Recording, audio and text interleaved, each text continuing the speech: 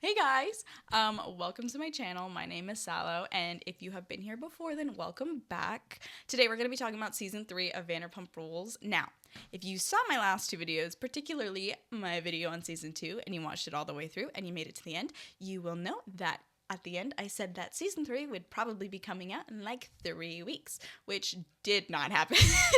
I do apologize for how long it's taken me to get this video out. I promise you guys I have good reasons. First and foremost, life happens. I am in university. I am a very busy student. I was academically locked in this season. I did very well. Thank you very much. I'm also working. I went through like 3 jobs since I last saw you guys.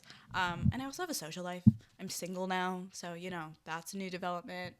And I also have a new setup in case you guys haven't noticed, which I hope makes up for how long I've been gone. I now have a mic, I have new lightings, I have a different camera system, which I hope will it'll make it a lot easier for me to film more regularly, which I'm hoping will let me put out videos a lot faster because I actually was I was a good chunk into working into season 3 when season 2 came out. It just took me so long genuinely because filming was such a hassle because I was literally just doing it in my living room before and everyone was always in my house all of the time. So yeah, I'm excited for you guys to be here. Now, before I get into the actual recap, I did want to bring something up. Now, I don't usually talk about present day events happening in the Vanderpump universe because these recaps are meant for people who have never seen the show before, and obviously I'm not going to spoil things that have happened later on for people who genuinely just want to watch these recaps for all of the information they get on the show. However, there is a cast member that is getting introduced this season, and some news has come out about him, and I did really want to bring this up. So James Kennedy is someone who isn't a main cast member this season, but does become a main cast member, I believe, next season, and is a really big part of the storyline starting this season and all future seasons. He has recently been charged with domestic violence. Now, that is an egregious thing to hear about, obviously. It's really disappointing.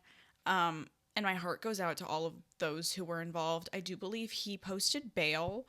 And I don't know, I'm not super informed on the case. I read a couple articles on it, but that was a little bit ago. But I did want to bring that up just because when I do these recaps, obviously I talk about people within the context of the season, and I don't talk about them within future events, only past events that we've already talked about in order to keep it really chronological, and to avoid spoilers for people who hadn't seen the show. But I do feel like this is really important context for people to have, especially because I don't want people, when I'm talking about James within the context of season 3, I don't want you guys to think I'm some James stan and I'm condoning or brushing aside everything that's been going on recently. That is absolutely not true. Domestic violence is an incredibly important issue to talk about. And I think it's absolutely disgusting. I do believe from what I saw, he was inebriated when the issue took place, and he has talked openly on the show and off the show about his alcohol and substance abuse issues. Obviously, substance and alcohol abuse don't necessarily have a correlation with violence, but in this case, we will see throughout the show when he is talking about his substance abuse issues that anger and certain tendencies and signs of abuse do take place. It's a theme on the show.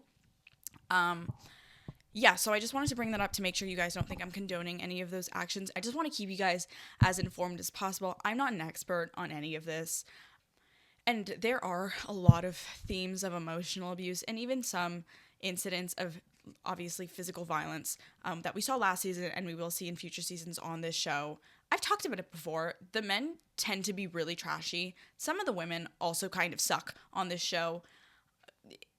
Character development is a really big thing throughout the seasons, but again, there are a lot of toxic behaviors that are displayed on Vanderpump, and I do my best to call them out when it does happen, and I will do that going forward, but I just want to make sure that you guys knew that I'm keeping all of this in mind when I'm filming these videos, and if you are someone experiencing domestic violence or struggling with substance abuse, I do encourage you and hope that you reach out to the resources available to you. I will be linking some down below. And if those kind of themes are something that you don't want to see on your screen, I am more than okay with you guys just clicking off this video, because it is something that just comes up in every season and we are going to be talking about going forward. So yeah, I just wanted to make sure you guys knew that. I'm not going to talk about it all too much, mostly because I'm not an expert on it, and I'm not comfortable really going into detail with something that I don't know. I'm not an expert on. That's, in my opinion, really irresponsible. So yeah, we're going to go into the next season, and from this point on, I'm just going to be talking about the cast members in the context of season 3.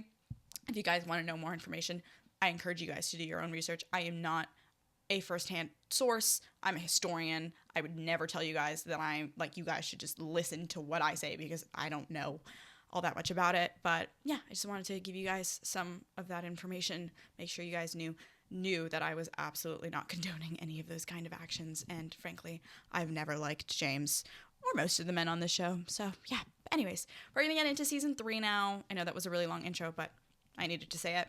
And yeah, this is gonna be a really fun season. This one is really entertaining, so I hope you guys enjoy. All right, so here we have my trusty whiteboard back. Bet you guys thought it was gone. Nope. All right, so this season ran on TV from November 3rd, 2014 to March 25th, 2015. Our women on the main cast this season are Ariana Madix, who is 29 years old this season, Katie, who's 27, Kristen, who's 31, Sheena, who's 29, Stassi, who's 25, and Lisa Vanderpump, whose age I don't know and I don't care to put on here. But anyways, and then on the men's side, we have Sandoval, who's 31, in a relationship with Ariana, Tom Schwartz, who's 32, in a relationship with Katie. Here we have James, who's not an official cast member, but he does play a really big role this season, so I'm putting him in anyways, who is 22 and in a relationship with Kristen. We have Shay, who's also not technically a main cast member, but he's plays a big role, and he is also in a relationship with Sheena. We have Jax, who's 35 years old and not in a relationship with anyone right now at the beginning of the season.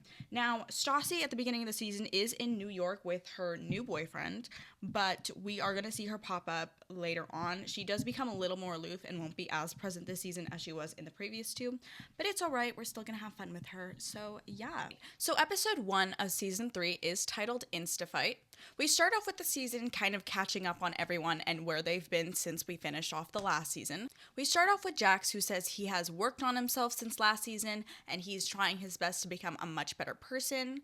We also have Kristen, who says that since last summer, she has now entered into a new relationship with the 22-year-old British busser at SUR named James Kennedy. We then cut to Ariana and Sandoval, who are officially in a relationship now. Ariana mentions in her interview cuts that they never officially started dating, they just stopped not being in a relationship. So that kind of implies that they just naturally blended into a relationship, which is kind of ironic considering last season the whole of last season was basically on and on and on about how nothing was going on between them, but I guess things just happened since Tom's breakup with Kristen. Now, like I mentioned in cast information, Stassi has officially moved to New York with a new boyfriend of hers, and Sheena, during her interviews, says that everything is kind of going her way, in part because Stassi is far away from her now and she doesn't have to deal with her. And also, her relationship with Katie since last season still isn't really good. Last season, they had a lot of kind of conflict between each other, and that still hasn't improved, so we're probably going to see a lot about that. Episode 1 of every season, pretty much after season 1, starts with Sheena's birthday party because it lands pretty much on her birthday. And in order to extend kind of an olive branch to Katie, Sheena goes up to her at SUR and invites her to her birthday party, but does it in like a really bitchy way. She says that, like, yeah, like, I want to invite you to my birthday party, but, like, by the way, there's not going to be any tequila there, insinuating, like, Tequila Katie, who's known to be Katie's alter ego. When she drinks, she gets, like, really crazy and really angry and, like, la la la, which, sure, because of, Tequila Katie is the reason that we got the expose on Jax and Kristen in the first place, which I guess, but Sheena does this kind of really backhandedly, and Katie picks up on it immediately. Also, Tom and Ariana and Kristen and James are going to be there because Sheena is still friends with Kristen, but she's also best friends with Ariana because Sheena loves to just be friends with everybody all of the time. And this is something we're going to see for the rest of the season, and it is going to become a conflict with Sheena. Sheena is someone who believes in if they didn't do anything to me personally, I'm not going to stop being friends with them. Even if they did something to my best friend, which was really egregious, I'm still just going to be chill with them because they didn't do anything to me personally. She's very much friends with like everybody's friend. So of course, she invites both of these people, but that is a recipe for disaster considering the conflict that went on between them all of last season. It was the entire plot of season 2, and Katie decides that she doesn't want to deal with that. So she's not going to go.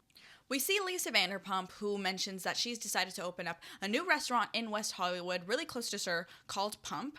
So that's going to be something we're going to be seeing in development for the rest of the season. Then at SUR, we see that Jax and Sandoval have actually been working at the same bar because that particular bar in the restaurant makes more money. Initially, it was really terrible between them, obviously because of all of the Kristen Jax, Stassi, Sandoval drama that went on last season, and they didn't talk at all when they first started working together.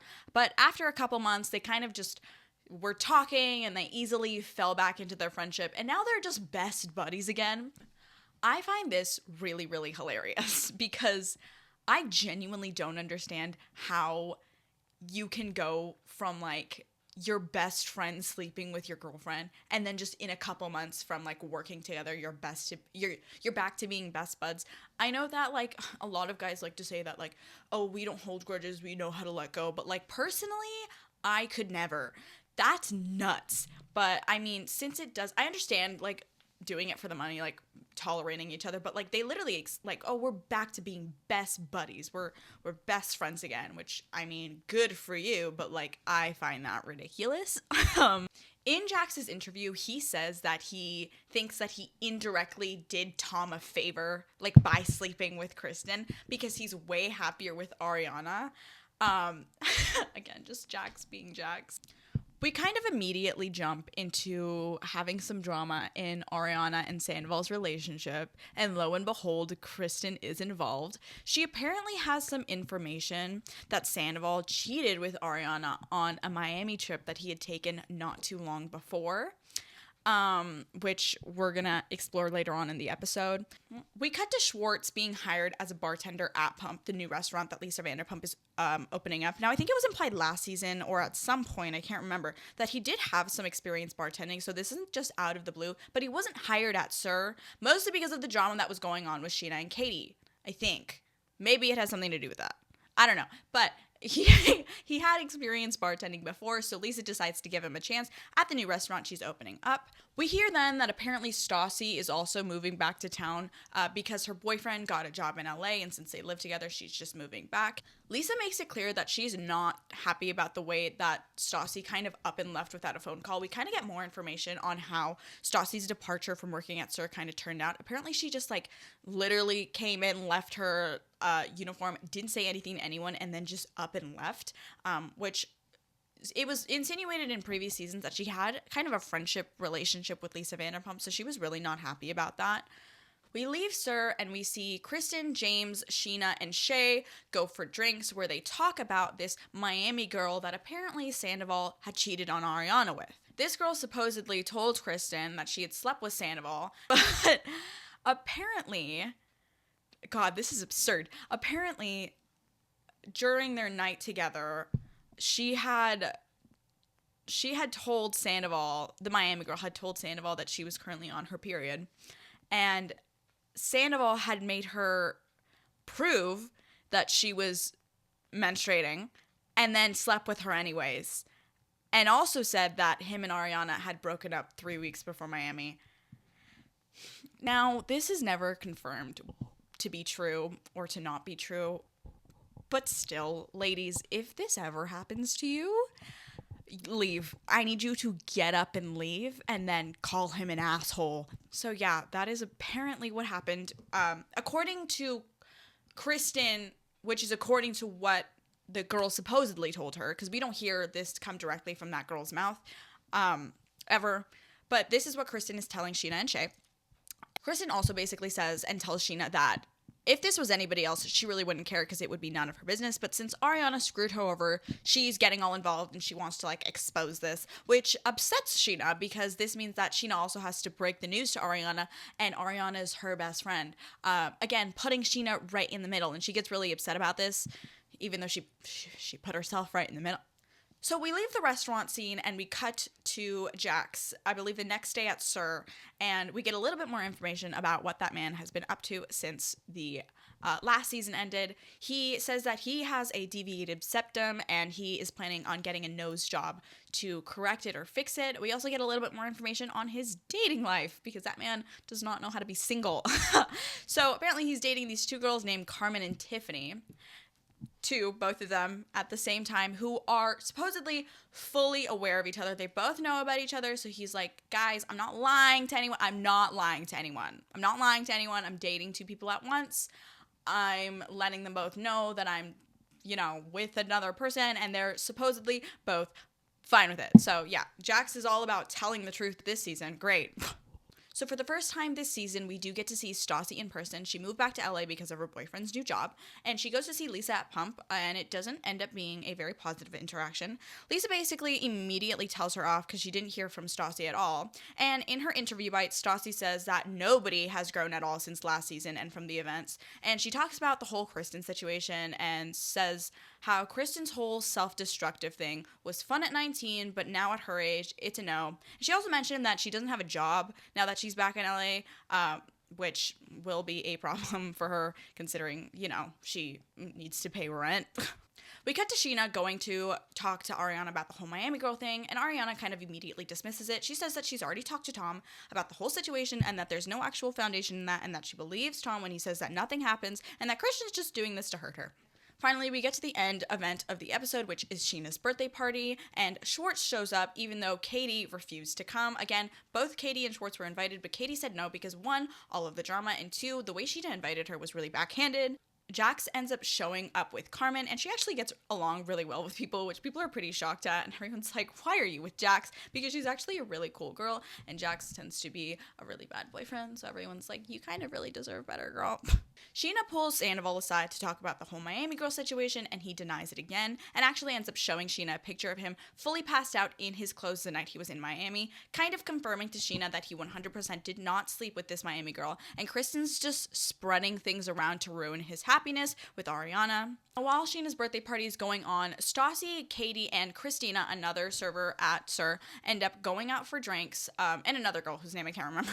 But they basically talk about how Sheena is surrounded by, yes people and really bad friends, and how they can't understand how she tolerates all of these people who, constantly, crap talk her or do bad things to the people they're friends with. Basically just talking about how Sheena's not a girl's girl, and she wants to be friends with everyone, and it's not going to work out long term. Peter also ends up showing up to the drinks with the girls and says that he didn't go to Sheena's birthday party because he lost all respect for Kristen when she stopped respecting everyone around her, basically concluding that everyone at Sir really doesn't like Kristen except for, Sheena. Now, Jax and Kristen do end up having a conversation about this whole Miami girl thing, and Jax confronts and, basically straight up calls Kristen out for reaching out to this girl and asking why she cares, and he's doing this all in front of Carmen, and she hears that he cheated in the past, which apparently she didn't know about. So much for telling the truth, Jax. And she's not happy about that at all.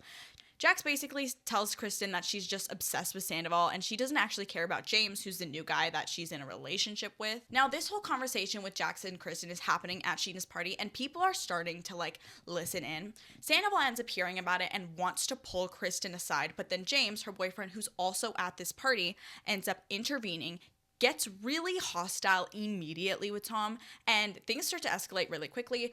Everybody at this party has been drinking, and when James gets in Sandoval's face, Sandoval ends up shoving him, and a giant fight breaks out. And that is the end of episode 1. Quick minute to appreciate my Game of Thrones cup, please, and my iced coffee. Thank you. Yeah, that's really important. Anyways. Episode 2 is called All Fired Up. So we start off this episode immediately where we left off last episode with the giant fight, and everybody gets involved. Schwartz jumps right in the middle to separate Sandoval and James, and Kristen, I guess in defense of James, literally gets in the middle and starts helicopter punching Schwartz. It's ridiculous, and because of everything, everyone, it's a mess. A glass ends up breaking, it ends up falling, and it ends up cutting Sheena's foot open. Again, this is Sheena's birthday party, so it's really, like, she's having a bad night. And she starts screaming at people. Like, the fight ends up breaking up and everyone manages to separate everyone. But, like, Sheena's literally, like, her foot is cut open because of the glass at her birthday party. She's pissed. Especially because this is at, like, an establishment. This isn't at anyone's house. Like, it's bad. It's a bad situation, and she starts screaming at everybody involved to get the fuck out. She kicks James and Kristen out, and she also tells Sandoval to get the hell out because Sandoval is the one who shoved James in the first place. Granted, James was getting in his face, but still, violence is never the answer for anything. And yeah, it's a disaster. R.I.P. Sheena's birthday party. This part I actually found hilarious because Carmen, the girl who Jax is with at the birthday party, ends up telling Jax, because Jax is like the only guy out of the cast who didn't end up getting involved. And Carmen tells Jax that he should have stepped in because there were girls involved and, like, he's big and he can fight. And he gets so annoyed. He's like... He's like, how am I getting in trouble the one time I don't fight for not fighting? Like, are you kidding? Because he's like, I stayed back deliberately to not get involved and to not be involved in any of the drama because I'm trying to be better. And Carmen gets mad at him for not getting involved. Honestly, it's hilarious. And I would also, like, I get Jax because he's like, really, like, the one time I try not to, like, instigate anything, I'm getting in trouble with the missus. Like, oh no. We have a quick cutaway of Lisa interviewing a bunch of people for Pump. It's not really that important. It's in there so the producers want us to know that, like, Pump is still in the process of opening up. And we get a little bit more insight on Tom's personal thoughts on all of the, like, talk going on about him and the Miami girl. And he says that he never told the Miami girl, like, he basically confirms that they did meet, but he says that nothing ever happened between them and that he never said that he had broken up with Ariana 3 weeks prior. We then cut to a scene with Jax where he's going to the same tattoo place we saw last season to get the Stassi tattoo covered up. Now, if you watched my video on last season, or if you did watch season 2 of Vanderpump Rules, you would see that when he was still trying to figure things out with Stassi and he was trying to get back together with her, he got her signature, like, tattooed on his arm when they weren't together, which I mentioned then and I will mention now, I find so weirdly controlling. Like, it's just kind of gross. We then find out that he's getting this tattoo covered up after he already got Cameron's tattoo, like Cameron's name tattooed in giant ass letters. As in Cameron, the girl that he's not exclusive with, who he's only casually seeing right now. As in, like, the girl who was at Sheena's birthday party. Yeah, that girl. He got her name tattooed in big letters while he's still dating another girl. This is why I say this man is a psycho. We leave the tattoo parlor and we actually go and see Schwartz, who's kind of really stressing about the events at Sheena's birthday party because he's worried that he screwed up his job at SUR by getting into drama and getting into a fight with the staff members at SUR, because we find out that Sheena was actually at the hospital until 6 a.m. getting her foot all stitched up, and Sandoval sent her a really sweet video apologizing, and he was, like, crying in the whole video because he felt really bad about the whole situation. At SUR, Lisa goes to talk to Katie about the whole thing and says that she's not happy with Schwartz, and Katie really begs Lisa to hear him out. A big plot line that we're going to see with Katie this season is wanting to kind of move to the next level in her relationship with Schwartz and get married, but apparently Schwartz says that in order to get married, he wants to be financially stable. Obviously, if he loses the job at Pump, that's going to push that back, and Katie really doesn't want that. Schwartz goes to ask Stassi some advice about how to handle Lisa's wrath, obviously because Stassi has been on the receiving ends of it a million times and she kind of knows how to handle Lisa. And Stassi's advice to him is basically to go talk to Lisa directly and take full responsibility and apologize very much. She basically says, she's like, Lisa loves it when people take accountability, and she also loves it when people just fall at her feet, so as long as you do that, you should be good. Sheena and Shay actually end up having dinner at SUR, which is kind of awkward because everybody who was involved in the fight is there. James ends up going to try and apologize to Sheena for the fiasco, and she basically ends up telling him that because of all the wedding planning that's going on and because her relationship with them and her having a relationship with those two while also having a relationship with Ariana and Schwartz and Sandoval is causing too much issues, so she's decided to take a break from James and Kristen, which is probably the first good decision she's made like all season. Another conversation we see happen at SUR is Jax talking to Sandoval about his relationship with Carmen and Tiffany, because apparently Carmen has now become upset about the fact that he's also dating Tiffany and how he's always bringing her over. And Sandoval basically like tells Jax to his face like, dude, you always take things to extremes. You don't know how to be chill. We then see a scene with him and Tiffany going out, and he kind of explains the whole Carmen thing to Tiffany, and she basically just says, okay, cut her off. I want to be exclusive with you then. Of course, screwing over Jax's whole non-monogamous, not dating exclusively situation, because now both women he's dating want to be exclusive. It's an issue. We cut to a scene with Schwartz finally going to Lisa, falling at her knees, apologizing for the whole situation, and begging for his job at Pump. Now, Lisa is still upset, but she does give him some grace, which she kind of insinuated to Katie that she might, saying that he's not officially hired at Pump, but he's going to let him work the opening party as kind of a trial run. Now, later that night, Jax goes out with Carmen for pizza to try and break things off with her because he's decided that he wants to be exclusive with Tiffany. And we get one of the best conversations, I think, ever in the history of Vanderpump Rules, because this woman reads him to filth.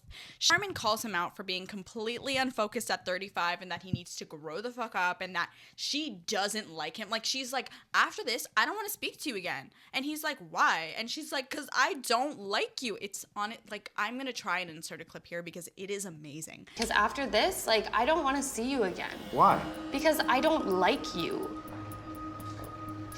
You're 35 years old. Stop with the partying. Get focused. Get on track. Get your life together. Breaking up with Carmen, it's like a deja vu thing. I'm not gonna put up with some 33-year-old leaving me every night to go and get wasted or go do whatever you want. I want a man that's motivated to do good things and motivated to make me a priority in his life. I want somebody that has his shit together and doesn't give a shit about boys' nights and partying and this and that. Grow up. Grow up. It's just all too familiar. Anyways, they break up. She like walks away and he's just there like finishing the pizza by himself. It's amazing. So the episode ends with Lisa calling a staff meeting for everyone to talk about the events that happened at Sheena's birthday party, because obviously everybody involved in the fight, Kristen, James, Sandoval, and Ariana, and Sheena, I guess, were all in, like, they all work at SUR, and they were all involved in the fight. And the big issue with this, and the reason that Lisa is especially pissed, is because this fight happened at a bar whose owner she's friends with, and it also happened, like, collectively as a group. Like a crap ton of people at this birthday party work at SUR, and they are very big public figures at SUR. So it's really just a bad look. Like, from a business perspective, Lisa has every right to be angry. Like, I understand why she's pissed. And this staff meeting ends up escalating. Peter ends up calling Kristen out for being a liability to the restaurant. And at the end of the day, Tom and Kristen get suspended from SUR, and James gets fired from SUR, since I guess, like, he was really immature about the whole situation. He's also the youngest. He hasn't really been there that long, and he's a busser. So in terms of like hierarchy in the restaurant, he's lowest. But yeah, he gets fired from SUR, and that's the conclusion of episode 2. All right, so the title of episode 3 is Grand Opening and Closure. And we start off the episode with James basically saying how upset he is about getting fired because he really doesn't think he deserves it. We then see Jax go to therapy, and during this therapy session, he talks about Carmen and Tiffany and tells his therapist that he got the tattoo because he's a people pleaser. And the therapist basically calls out Jax and states that he has a codependency issue, and like I said before, he does not know how to be alone. Her words, not mine. James and Kristen then go to dinner, and he says that he's really nervous about income now that his main source of money is gone. And Kristen says that she's also screwed because she's still paying some of Tom's bills for some reason. I don't know. Apparently they had like a bunch of insurance and subscriptions together, and she's still trying to sort that out with him, which is really complicated. We then cut to a scene with Stassi going to visit SUR to talk to Christina, Kelly, and Katie, who are working there, and they inform Stassi and catch her up on everything that happened at the staff meeting, and everyone kind of agrees that Kristen should have been the one fired, not James, since Kristen is kind of the core of all of the drama and the reasons why this mess is going on in the first place. Katie goes to talk to Peter at SUR and praises him for calling out Kristen's BS at the staff meeting. But while she's doing that, James actually shows up to try to get his job. Like, he doesn't show up to try to get his job back. He literally shows up to like clock in and like act like he's just gonna start and do a shift or whatever, which is kind of ridiculous. Now, the whole pump opening party is also happening this episode, and it's really right next door to Sir. So Peter quickly runs over, because Peter's the manager. He runs over and lets Ken, who's Lisa Vanderpump's husband and also the owner of Sir, he goes to let Ken know that James is basically just trying to work. And Ken is like, no, he's been fired. Get him off the property. So that's what Peter does, basically dismisses him, tells him to please go home. And James disappointedly does away. Now, at the pump opening party, Stassi is in attendance and Sheena is working it, and they end up running into each other and having a pretty hostile conversation. Stassi calls Sheena out for her mean-ass tweets that she was saying all kinds of crap about her in while she was all the way across the country. Now, Sheena justifies her tweets by saying that Stassi was making fun of the idea by being a bridesmaid at her wedding, so that's why she started tweeting all that stuff. Now, while the party is going down at Pump over at Sir, Christina Kelly is talking to Jax and lets him know that Stassi is currently at Pump and that she was just at Sir, but she really didn't want to see Jax, so she left before he turned up. And Jax says that he really wants to see how Stassi's doing. Now, Christina is one of my favorite people ever on Vanderpump Rules because that girl is a girl's girl and she always keeps it real and she's always riding for her friends. And she immediately is like, why the fuck would you do that? Like, why would you want to see her? No. Like, you literally slept with her best friend and ruined her entire life. Jax is basically like, oh, but I'm so close to her family. Like, I want to see how they're doing. And Christina Kelly's like, absolutely not. You were close with her family. Not anymore. No more highs and no more excuses for Jax. Because she's a real one. We see at Sir during the day, Lisa comes by and James comes to talk to her and ends up giving her a nice letter of apology that he wrote to her in order to try and get back in her good graces to regain his job at Sir or any kind of job at the restaurant. Later at Sandoval's apartment, Kristen comes by to pick up some bills and some letters because again, they still do have some financial intertwinement between them. And Ariana's actually there when she comes by and it's really awkward, especially because Kristen starts like crying to Tom while Ariana's in the apartment about the whole thing. It's just really weird. Like, Ariana's just there and like Kristen's trying to have this like really weird one-on-one conversation with Sandoval and she's like crying and being like, oh, it's really weird. Like, why would you do that anyways? But Kristen tells Ariana, like, while she's in tears that like, Ariana, I don't hate you. I've just been jealous of you for years. And she like picks by the rest of her stuff and then like walks away and she's just like crying, and that's the end of episode 3. So the title of episode 4 is Jax Knows Best, and this is the episode where he gets his nose job done for his deviated septum. But we don't start off with that. We start off with Stassi actually going to Sir, one, for the goat cheese balls because she misses them and she absolutely adores them. I kind of want to taste them because I've heard really mixed reviews about them, but anyways. But she also wants to go to have a conversation with Ariana because she wants to ask how on earth she can tolerate Kristen and Sheena being friends. When this conversation takes place, Ariana basically says that it's just not worth her energy to be all upset about this and cause a whole issue. Stassi replies and basically says that Kristen's behavior and the shit that goes on in this restaurant is absolutely not normal, and back when she was running the place as the top girl, she would have never tolerated this. Later that night at Sir, during one of the night shifts, one of the pump managers, like the restaurant from next door, goes to Lisa and tells her that Schwartz actually walked out on his shift.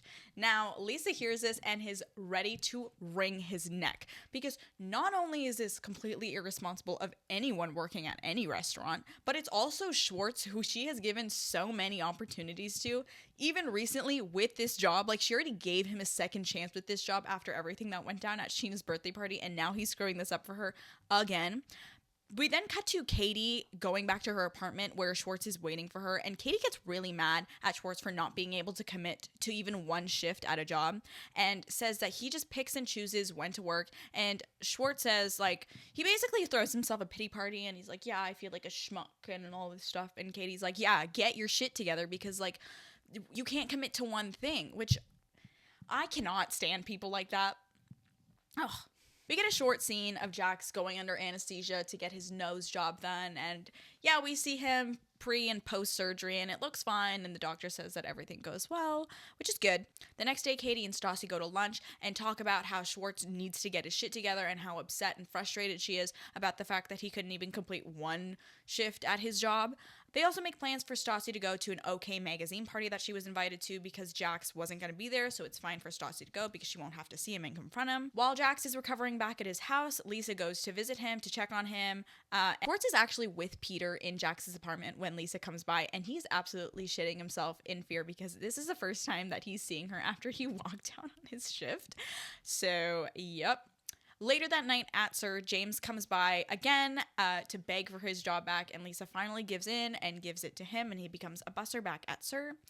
Katie actually sees James do this and beg for his job back, and she, like, we see in her interview bites mention that she wishes that Schwartz would make the same commitment because, yeah, he's upset about the fact that he lost his job, but he doesn't actually do anything to try and earn it back. Well, we don't actually know he's lost his job back, but he's kind of under the assumption that, like, yeah, I'm fired. And she just wishes that he would commit to it the same way that James is. Next day, we do see Schwartz go up to Lisa and apologize for everything, but he just goes to turn in his shirts, and yeah, he's officially fired. We then see all of Sheena's gang and like the boys and stuff go over to Jax's place, and Schwartz is there, and everyone kind of starts shitting on Katie for not reaching out to Jax and like wishing him a well recovery after his surgery, and like basically hating her for always being with Stassi and always prioritizing Stassi over like Schwartz's friends and stuff. And like they're really going in on Katie, and Schwartz like barely defends her. Like he's like, oh yeah, like I well, you know, for this and this reason she's not doing this, but I get why you guys are upset. Like he's really not defending her at all, and these people are going in on her, which I think is really disrespectful as a boyfriend, and I wouldn't tolerate that. But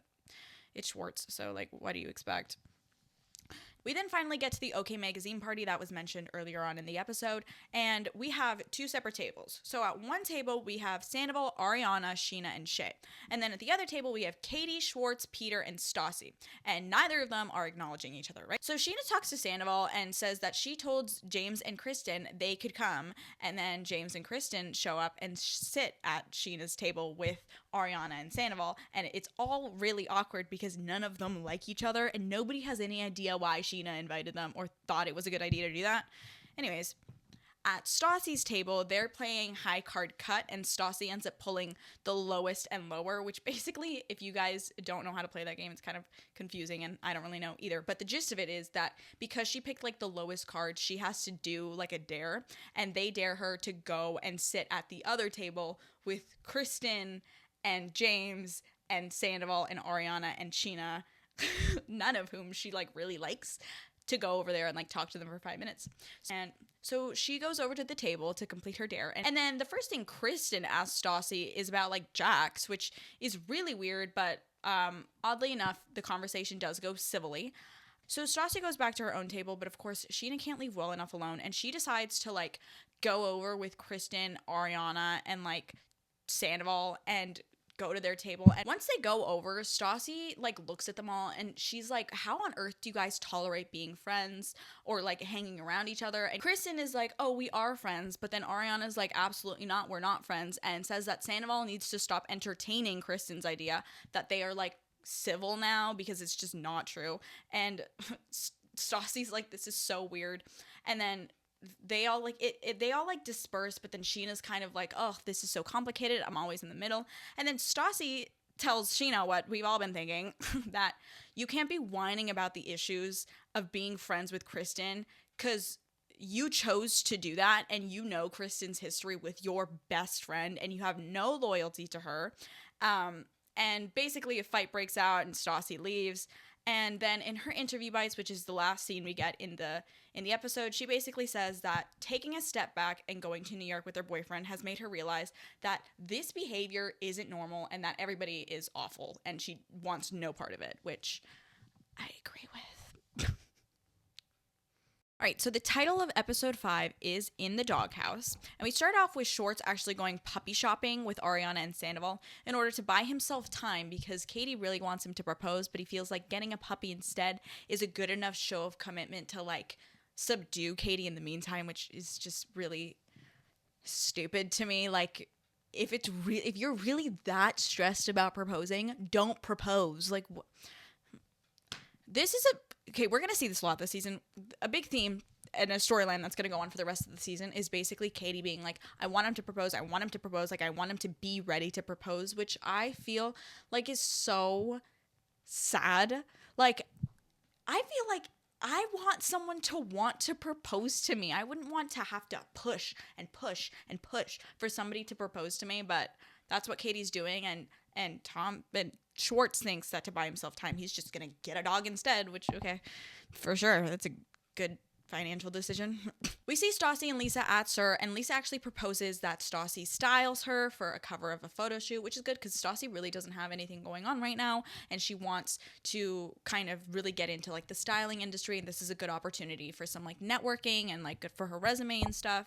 At this dinner, we end up getting one of the most iconic scenes from Stassi ever, and it is one of my favorite of all time. Unfortunately, I can't put the entire clip in due to copyright reasons. I will put a little bit of it. I'll put the mic drop moment in, but before, let me recreate to give you guys some context. Ready? So Sheena is working her shift at SUR, and she goes up to the table where Lisa and Stassi are sitting to eat. So Sheena asks Lisa, would you like something to drink? And Lisa says, I wouldn't, but I'm sure Stassi would. And then before Stassi can say anything, Sheena goes, she knows where the bar is. And then Lisa's like, well, she's sitting with me. She doesn't work here anymore. She's a customer. And then we get this interaction. Are you two talking to each other? No. Why not? Ask her. I mean, I'm not really sure what I've done to you, but I'll take a Pinot Grigio. So obviously Lisa's like, what on earth is going on? So Stassi explains to Lisa that she's not friends with Sheena because she's friends with everybody who has screwed her over. And that is so valid. It's so valid. If you are friends with people, if you want to call, like, you can't call yourself a good friend of mine if you have a relationship actively, which you choose to have like every day, with someone who has been malicious towards me. Because it's not like Kristen accidentally did something to hurt her and then like apologized for it. No. Kristen slept with her ex-boyfriend who cheated on her and then lied to her about it for months. Like, that is betrayal. And Sheena is friends with Kristen, like good friends with Kristen, shit talked Stassi all over Twitter, and then is like expecting them to be chill. Like, no, it doesn't work that way. Later, we cut to a scene in Katie and Schwartz's apartment where they introduce the new dog, and Katie says that this is a step forward for them, and she is happy. She wishes that Schwartz was ready to propose for her, but this is a step in the right direction.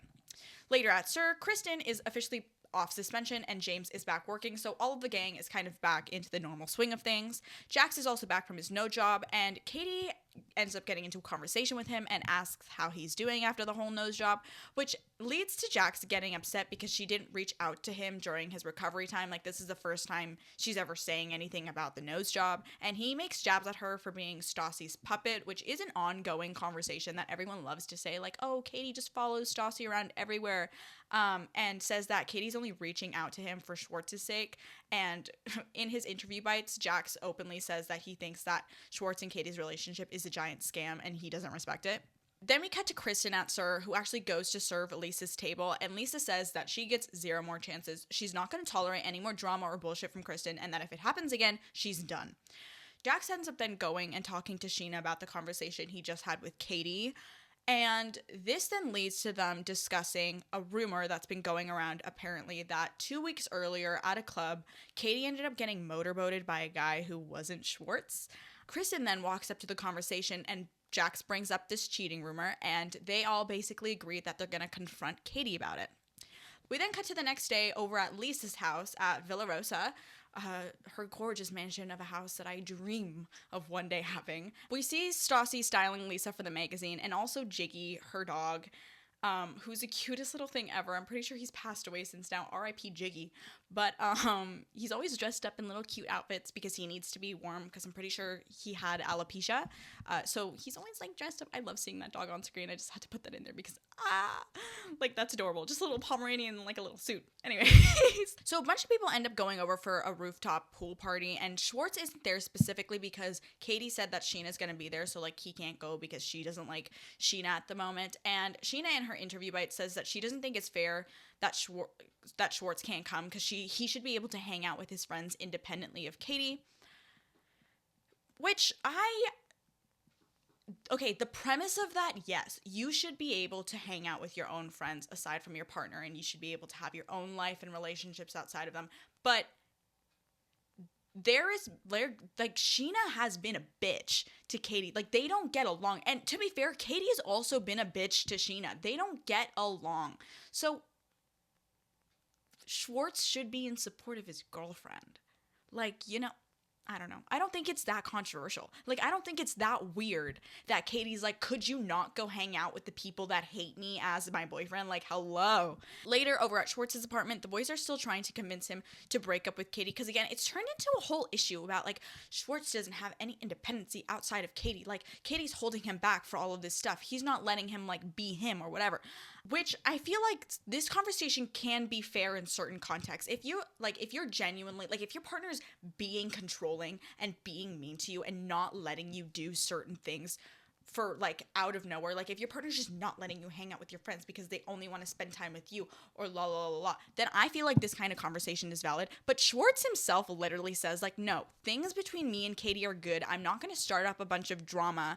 And it's not like I am fully on Katie's side for this. The boys are always shit talking her. Sheena has openly said, like been so rude to her. They insult her 24/7.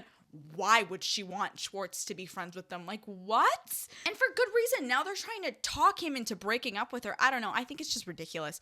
Over at SUR, we actually cut to a scene between Kristen and Katie having a conversation. And this is really the first time we've seen them really interact, which is really interesting. But Kristen is basically like, I really miss our friendship. I miss you. And Katie isn't having any of it. And she's like, our friendship was really bad. And honestly, as a close friend of mine, I held you in much higher regard. But after everything that went down, like, I don't think I could be friends with you again. And I'm just not going to. Now, Kristen then brings up, in rebuttal to this, brings up the cheating thing, like the whole someone motorboated Katie, and Katie completely denies it and says that, like, see, this messiness, this drama that you want to bring into everybody's lives when things don't go your way is why I can't be friends with you. Now, the next day, Katie goes to lunch with Christina Kelly and basically gives her the rundown of everything that happened with Kristen, and at the same time, the boys, like, Sandoval, Schwartz, and Jax on a bike ride, and they're still hounding Schwartz about the Katie thing. And then the boys end up crashing the lunch. Stassi's immediately like, okay, I'm out. I'm not talking to Jax. And Christina's also like, yeah, I'm bye. So she leaves. And then the boys go and sit at lunch, and it's just Katie. And Katie immediately goes off on Jax and is like, why are you spreading these rumors about me? You're a liar. And of course, Schwartz doesn't defend her or say anything. And an argument breaks out. Like, Sandoval and Jax are going in on her and being like, you're a liar, you cheated, you're controlling, blah, blah, blah. And Schwartz is just like, there. And then Katie's like, okay, this is stupid. I'm getting attacked. I'm leaving. So then she walks out and Schwartz chases after her. And she fully asks, like, why are you friends with these people who treat me like this? And she's upset that he never stands up with her and he didn't defend her once in that conversation. And she's like, I don't want to go to lunch. I'm going to go home. You finish having lunch with them. It's fine. Schwartz goes back to the lunch table and is like, why would you guys bring that up? And the guys are like, what do you mean? She started it and she's lying, but Schwartz will never admit it. Basically, like, you're too attached to her. You'll never admit that she's the bad guy in your relationship and you're never going to leave her, blah, blah, blah. And that's the end of episode 5. Okay, we're back. I got some iced coffee, took a break. Obviously, it's been a couple days. I haven't changed the clothes on. Anyways, episode 6 is called Kiss and Tell, and we start off with Schwartz, who was actually called back and, like, asked to help out at Pump for a big event. And he's flattered and honestly surprised that they want him back, considering everything that had happened in the last episode and his entire history with Pump and Lisa Vanderpump when it comes to working. And he talks about this with Katie and Stassi, who's actually at their apartment. And while Stassi's over there, they actually get talking about the argument that happened between Katie and the boys in the previous episode. And throughout the entire argument, he's doing a classic Schwartz thing, which is just completely invalidating Katie's feelings and defending the boys and, you know, just telling her that she's wrong. Stassi, of course, being a good friend, is obviously going to be like, no, shut the fuck up. Jax is the problem here. Jax ruins everything, which she would know, and is just really on Katie's side, which I think is just sad, considering, like, you shouldn't have to step in to defend your friend in front of their boyfriend in this situation. Like, it's, like, I just want Schwartz to have Katie's back for once, but this man just never does. We switch over to Sheena's apartment where Kristen is actually at right now, and they start talking a bunch of shit on Katie and saying that Katie just does whatever Stassi wants. Again, with this narrative of Katie only doing what Stassi wants and is like Stassi's little puppet. And Kristen decides in that conversation that she's gonna text Stassi asking her to meet up so she can try to like calm the storm and like, you know. Stassi gets this text while she's with Katie at the apartment. So these two scenes are happening at the same time, and says that she hasn't gotten anything, like no text from Kristen in a year, so she's super surprised, but she's willing to see her. So the party that Schwartz was actually recruited to help on was a party for the 50 gay mayors around the world to celebrate like pride and stuff like that, which is such a Lisa Vanderpump thing to do, and I'm honestly really obsessed with it. But Sandoval and Schwartz get told that they have to tray pass, which they think is just demoralizing, because tray passing is basically like when you hold the trays of champagne or like the hors d'oeuvres and the appetizers and people can just pick off them and you're like, would you like some? And because they're high class bartenders, they think that this is so beneath them. Like, shut the fuck up. We don't get too much of the party, and we quickly cut away to Stassi and Kristen at dinner or at lunch together, just eating. And Stassi is ready to go to bat for Katie because she's been hearing all of these rumors, obviously the whole motorboating thing that Kristen was involved in. And she basically goes up to Kristen and is like, what the fuck has been going on? What have you been saying and why?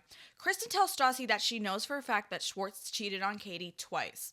So apparently Schwartz slept with one of Kristen's mutual friends in Vegas, and Sheena says that Schwartz made out with one of her friends. This whole thing is so insane and, like, extraordinarily demoralizing. It's so disgusting, too, considering that, like, Schwartz has been so shitty to Katie all of these episodes, and now he's out here, like, playing around on her. It's so sad. I don't know if this is controversial. I don't think it is, and I really hope it's not, because if I am fighting with a girl, if I don't like her, if something happened, but she used to be my friend, but I know that her boyfriend cheated on her, I am going to tell her. And when I say that, I don't mean I'm going to tell her out of spite. I don't mean I'm going to go to lunch with her friend who's also my ex-friend and tell her instead, and also shit talk her a bunch. Maybe I'll shit talk her about whatever issues I have about her. But if I know that her boyfriend's being unfaithful and like playing around with her on that, especially when sex is involved and it can get like actually dangerous health-wise, I would let her know. But apparently some people don't share that same train of thought. So Stassi obviously isn't just gonna not do anything with this information. She goes over to Katie's apartment and tells Katie everything that Kristen told her, and Katie immediately is like, I don't think he would do this, la la la. But Stassi's like, I mean, he hangs out with douchebags. He hangs out with cheating douchebags. So chances are, like, who knows? So we cut to SUR and everybody is there, which means things are about to get really messy. Now that night, Kristen confronts Jax for stirring the pot because he's been saying a bunch of... Jax is just being Jax. Okay, he's spreading rumors, he's saying a bunch of bullshit, it's just a bunch of stuff, but he denies saying anything about Schwartz. And then Katie goes and confronts Jax about what he says, and he tells her that Schwartz didn't cheat on her. He's like, no, he never cheated on you, like, la, la, la, la. So then Katie's super confused, and she goes up to Sheena, because remember, it was Sheena that said that it was her friend that made out with Schwartz, and Sheena actually does confirm that this happens. Why didn't Sheena tell Katie this information when she found out? Sheena's explanation is this, and I quote, Katie and I weren't on good terms. Schwartz is my boy. I have his back. Fuck girl code. I'm more of a guy's girl anyway. Which I think perfectly sums up Sheena as a person, especially towards women. What? Why? So Schwartz is now trying to do some damage control, and he says that he doesn't know why Jax would spread a rumor about him fucking some girl in Vegas. And Katie tells him, you need to get some better friends. Now Jack comes out, because they're all in like the back area of SUR, and him and Katie start going at it, and they just fight, and everyone just leaves and disperses pissed off. It's, you know. The party for the 50 gay mayors happens at the end of the episode. Sorry, it wasn't really clear before. What I was saying before was that they were planning the party and setting everything up and like coordinating who was going to do what job. But the actual party happens at the end of the episode. And Schwartz, of course, being a pussy, doesn't stay mad at Jax for long. They just kind of go back into the swing of things and start working together again. And, oh yeah, everything's good and la la la la. Like, he might have completely fucked over my relationship with my years and years long girlfriend, and she thinks I cheated on her now, but whatever. Like, I forgive you.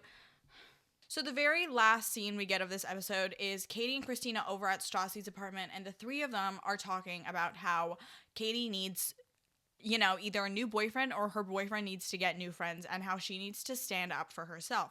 And this pep talk is basically where we end off episode 6. Episode 7 is titled New Girl, Old Grudges, and we start off, again, same scene as last time with the girls kind of giving Katie a pep talk, and then Schwartz walks into Stassi's apartment. He walks in with flowers, and he actually does admit to cheating on her. Now, Stassi immediately goes in on this man and starts questioning him, and he just doesn't want to talk about it. He's like, I don't want to talk about it right now. Excuse me? What do you mean? You just admitted that you cheated on your girlfriend. What do you mean you don't want to talk about it, sir? He's being a little bitch baby. He's not standing up for his girlfriend. Good for Stassi for calling him out. I don't care. She also kicks him out. After this, she's like, okay, you don't want to fight? You don't want to get into an argument? Then get the fuck out. And he does. He doesn't even fight. See? Pussy. We switch to a scene at SUR where Lisa and Ken, her husband, are talking about Pride and what they're going to do, because usually they do some big Pride Day event. They actually decided that this year they're not going to build a float for the parade. They're just going to have a party at Pump, and a party at SUR. They're going to focus most of their energy at Pump, though. While they're having this conversation, this new girl called Vale walks in. Now, she walks in for an interview, I believe to be a hostess. She looks older than most of the cast there, and I believe she was. I can't remember by how much. I don't remember her age. But she walks in, and Jax immediately starts flirting with her, like, heavy, you know? Classically. Now, the interview goes really well, and she ends up getting hired as a hostess at SUR. Now, we see Schwartz and Katie go out for a little dinner date that Schwartz takes her on to try and get back in Katie's good graces, and they talk about things in their relationship, and Katie says that she would very much prefer it if Jax was just not in his life, which I think is so fair, but Schwartz immediately starts defending him, and it just turns into a whole thing. We cut to the Pride party at Pump, and Stassi goes to talk to Schwartz about the whole Jax situation, because Schwartz is helping at the bar, and he says that he has this inability to hold a grudge against Jax, and he says in an interview that Stassi just doesn't have Katie's best interest at heart, and they're just trying to, like, pull them apart or whatever. And then Stassi, in interviews, rebuts this and is like, Jax is poison, and he's the issue, and if you just remove him from the equation, everything would be much more peaceful. Kristen and James are also at this Pride party, and while there, Kristen starts talking about, like, Pride last year and the whole thing, the whole fiasco that went down with her and Sandoval and all of this stuff. James starts getting really annoyed at Kristen constantly talking about her ex-boyfriend, which is reasonable, you know? Now, we get a little flash to SUR, because this party is happening at Pump. It's not happening at SUR, but we get a flash to SUR, and it's dead. And which is really strange, because in the past, like, 3 years, like, SUR and Pride have been, like, entangled as this big festival and this big celebration, and it's one of the busiest days of the year, and it's one of the best days to work, because if you're making tips as a bartender or something like that, you're gonna make bank. Max is working at SUR, so obviously he's pissed about this whole thing, and he literally goes over, he's like, oh, fuck this, I'm going to Pump. So he goes to Pump and immediately starts kicking it with Schwartz, and they start doing shots together, which Schwartz is at work, but whatever. At SUR, Kristen goes, like, she leaves Pump and goes to SUR, where Ariana's also working at the bar, and she literally, like, she prances up to Ariana and she starts egging her on about how last year Ariana, like, lied to her face and said that nothing ever happened between her and Sandoval, which we do now know is a lie. Fair enough. But Ariana's like, I don't want to go there with you right now. Like, why are you doing this right now? The conversation doesn't last long. Ariana basically shuts her down and is like, go away. Like, I don't want to talk to you. But at SUR, we see the other girls also there, like Stassi, Christina, Kelly, and Vale are all, like, sitting at a little table at the back of SUR, I believe. And then Sheena walks in, and she has these, like, wild pink neon eyelashes, which, listen, I think that those can be so cute. I think that it had potential. I really do. They're like really, I'm going to try to insert a picture if I can find it, but they're cluster lashes and they're bright neon pink. And I think she could pull it off, except it's the only part of her look that like has that. Cause it's campy. Like the lashes themselves are campy, but she's just in like regular, like, like she's not, it's just Sheena. Stassi literally, I think she describes it. I can't remember the exact thing. I think she describes it like a butterfly shitting pink crayon on her lashes or something. But Sheena's like, Stassi, what are you doing here? Like, why are you always at SUR? If you don't want to work here, then you're free to go. And Stassi's like, I have good friends here, so I'm going to stay and just like avoid everyone else. Like, I don't want to talk to Jax. I don't want to talk to any of the guys. Like, I'm just going to hang with my friends and then everyone else can fuck off. Which, good for her. Okay, so the next day, the first scene we get of the next day is James and Kristen talking about how Kristen has to go get her mail from Sandoval's apartment. It's weird that she's having these kind of conversations with her current boyfriend because she talks about how she hopes Ariana isn't there because it's going to be so awkward and she just wants to talk to Tom. Like, to James, though, which... he's really annoyed at these conversations, and James is like, you shouldn't care whether or not Ariana is there because you're not together, you're with me. Now at Sandoval's place, Schwartz is over so that Tom isn't alone because Ariana couldn't be there, and obviously Sandoval doesn't want to be alone with Kristen after everything that went down. And Sandoval and Kristen immediately just start to argue because he tells her to stop talking shit about Ariana and to just leave them alone. Now, Ariana comes back to wherever she was, and Schwartz and Sandoval tell her, like, they kind of recap the fight that Sandoval and Kristen had, but then they start talking about the issues that Schwartz and Katie are currently having. And when talking about Stassi and everything, Ariana actually points out a controversial point, which I don't actually know whether or not I agree with. I'm still on the edge of this, but she says that Stassi's doing the exact same to Katie that Jax is doing to Schwartz, which I don't think this is completely false, but I also don't think it's completely true. Stassi is kind of very much pushing Katie over the edge to confront Schwartz and really fight with him and really get into the nitty-gritty of things. But I don't think she's doing it in a healthy way. And I honestly think she is valid in pushing Katie because Katie does need to stand up for herself when it comes to Schwartz. And Stassi's not saying unreasonable things to stand up for. She's basically just telling her, like, stand on business, stop letting this man and his friends walk all over you. And even I understand you don't want to get into these issues because you think you guys are in a good place. But if you don't address these issues, you're never going to solve them. Whereas Jax, literally all of Jax's like criticisms and actions and advice towards Schwartz comes out of a malicious place. So although both of them, I think, add tension to the issues going on in Schwartz and Katie's relationship, I don't think it's the same situation in the slightest. We see Stassi, Christina, Kelly, and Katie go to decorate a cake for Peter's birthday because it's coming up, and Stassi says that she's sick of everyone making excuses for people who don't deserve it.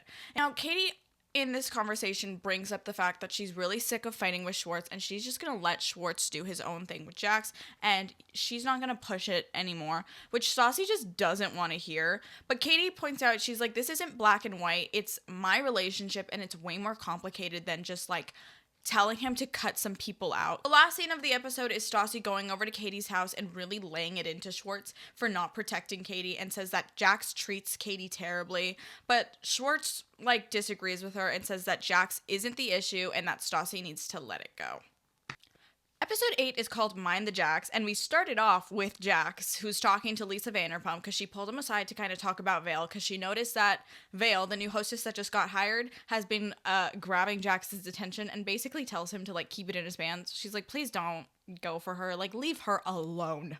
We then see Kristen, James, Sheena, and Shay go to lunch and they talk about the bachelor/bachelorette party because I feel like I haven't mentioned this at all this season, but if you watched my last video you would know that Sheena and Shay are actually engaged. They are getting married this season and the bachelorette party is coming up in Miami, but Sheena's not sure if Kristen and James should go because Tom Sandoval and Ariana are definitely going. Ariana's one of her bridesmaids, she kind of has to go. Kristen is not one of her bridesmaids. and they have a ton of tension, so she just doesn't know if she wants to deal with the drama. Kristen naturally gets pretty upset at this and says that Sheena just takes advantage of Kristen for her emotional support and takes advantage of James for her music, because James works with Sheena in the studio sometimes to create music. And if this is all about drama, then who knows if she can even come to like the party.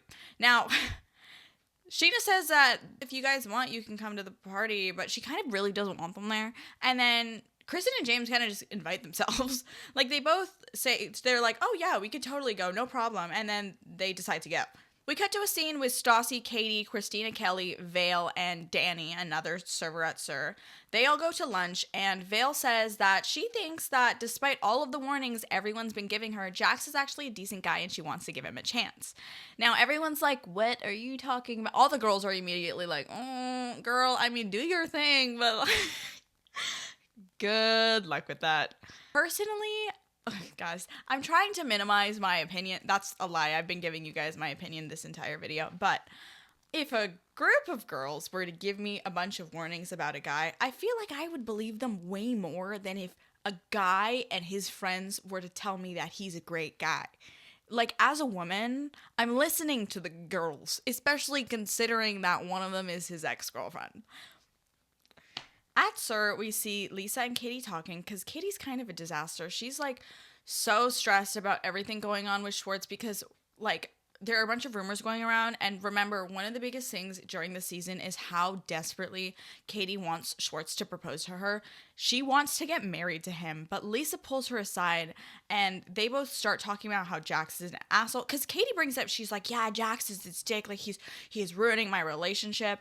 And Lisa kind of gives her a reality check and is like, if Schwartz is choosing Jax over you, then do you really want to marry him? And Katie answers that she's like, yes, I do want to marry him.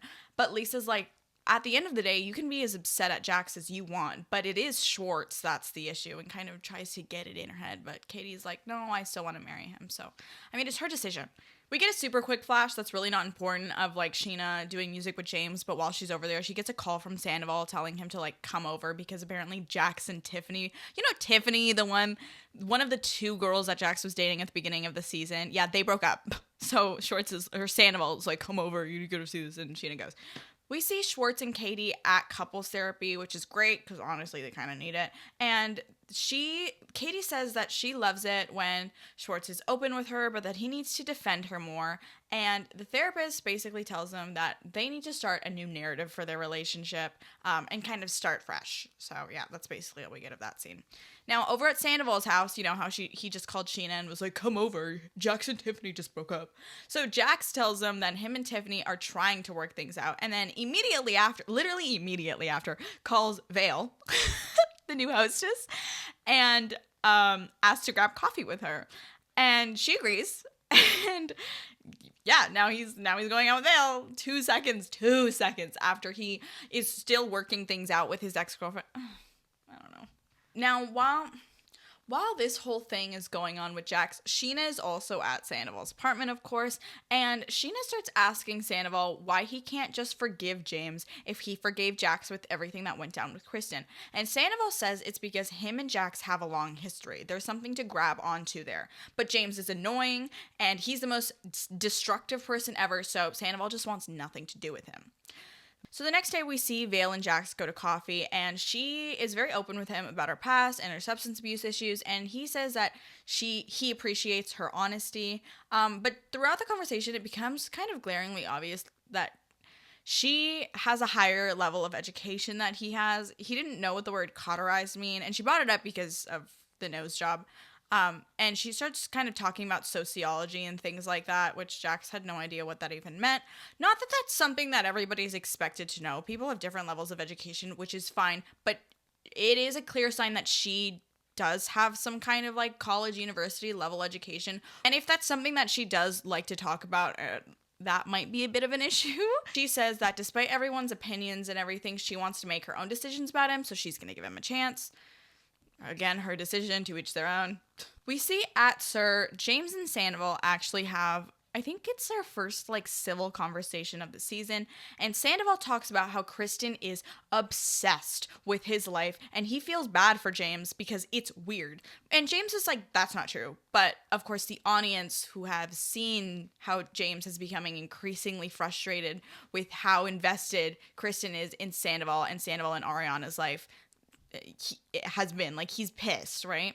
Now, Kristen ends up overhearing this entire conversation, gets pissed, goes right up to Sandoval and confronts him about it. And she's like, oh, well, you're having this whole conversation with James, but like, he didn't mention how you cheat on Ariana. And Sandoval's like, Kristen, just leave us alone. Like, stop obsessing over our lives. We're happy. Mind your business. And that's the end of that episode. Episode 9 is titled What Happens in San Diego. And this episode is kind of where we get into the celebrations of the season, birthdays and bachelorette parties. So we start off with Stassi's birthday, and she says she wants to be way more chill this year because obviously in past years, you know, they've gone to Vegas, shit has gone down, all that stuff. But she says she just wants to do a wine tasting this year. So Stassi and the girls kind of start doing a really shitty thing. I don't condone this at all. They start talking about how tacky Sheena's wedding invitations are and how she has to send out second wave invites because not everybody RSVP'd. I am all for gossip, and listen, I can get on board shit talking, especially Stassi, because that girl has a way with words. When she reads someone, she reads them to filth. She's a reader and she's well educated and she has a great vocabulary. But when things like this is just tacky. Like, they're talking about how tacky Sheena's wedding invitations are, but I feel like they're in this moment being tacky, talking about someone's wedding like that. It's just, I feel like that's just an off limits topic to me, but I don't know. And Vale also agrees with me. She says that she doesn't like the amount of shit talking that goes on with these girls. Kind of in general. I think it just kind of applies to this moment, but yeah.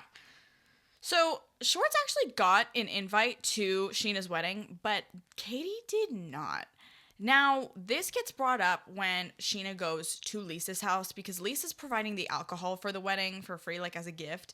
And Sheena tells her that neither Stassi or Katie are invited, but Schwartz is. And Lisa's like, that makes absolutely no sense. If you want to be friends with Schwartz, you kind of have to get on board with Katie because they come as a pair. So Sheena relents and she's like, oh my God, okay, fine. I will invite Katie to the bachelorette party and we'll just see how it goes. So for Shay's bachelorette party, they head out to San Diego, and apparently Tiffany, Jax's like, I guess, situationship right now, because I don't know if they were working things out, but then he went out with Vale, so he's either cheating on her or they're not fully together and they're just kind of messing around with each other or something. While they're hanging in San Diego, the boys get like surrounded by women, but of course it's Shay's bachelorette party. Sandoval, Schwartz, and Jax are all like in relationships. I don't really know.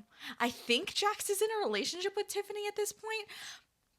But even if he's not, Tiffany's the one who set them up with the room, so he can't exactly go messing around with other girls, nor should he. That would be gross. But Peter is there, and Peter's single. So Peter's having the time of his life. He's partying it up, and the boys just can't. Now, later on that night, they go clubbing, and they end up losing Jax like halfway through the night. And the next day, we see that, of course, they're dead. But they tell Jax, because Jax is like, oh my God, I drank so much, I blacked out. I don't even know what happened. And the boys are like, you brought a girl back to this hotel room. And Sandoval is pissed off because Tiffany is great, and it's disrespectful that when she set up this whole room and the event for Shay and for the boys, he's gonna go and cheat on her like that. Jax is like, oh my God, I don't know what to do. Like, what if she asks me about what happened? And Sandoval's like, listen, man, I'm not gonna lie if she asks. Which I don't, obviously, because the boys are so used to covering for each other when it comes, like, when push comes to shove. But Sandoval's really like, nah, man, this is fucked. Which everything they do is fucked. I'd feel like this is your, whatever. So the boys go back to LA, and Katie tells Schwartz how she was invited to Miami and how she's gonna go, and Schwartz is relieved. Now, Sir is actually hosting Sheena's wedding party for the evening, and things are going super good.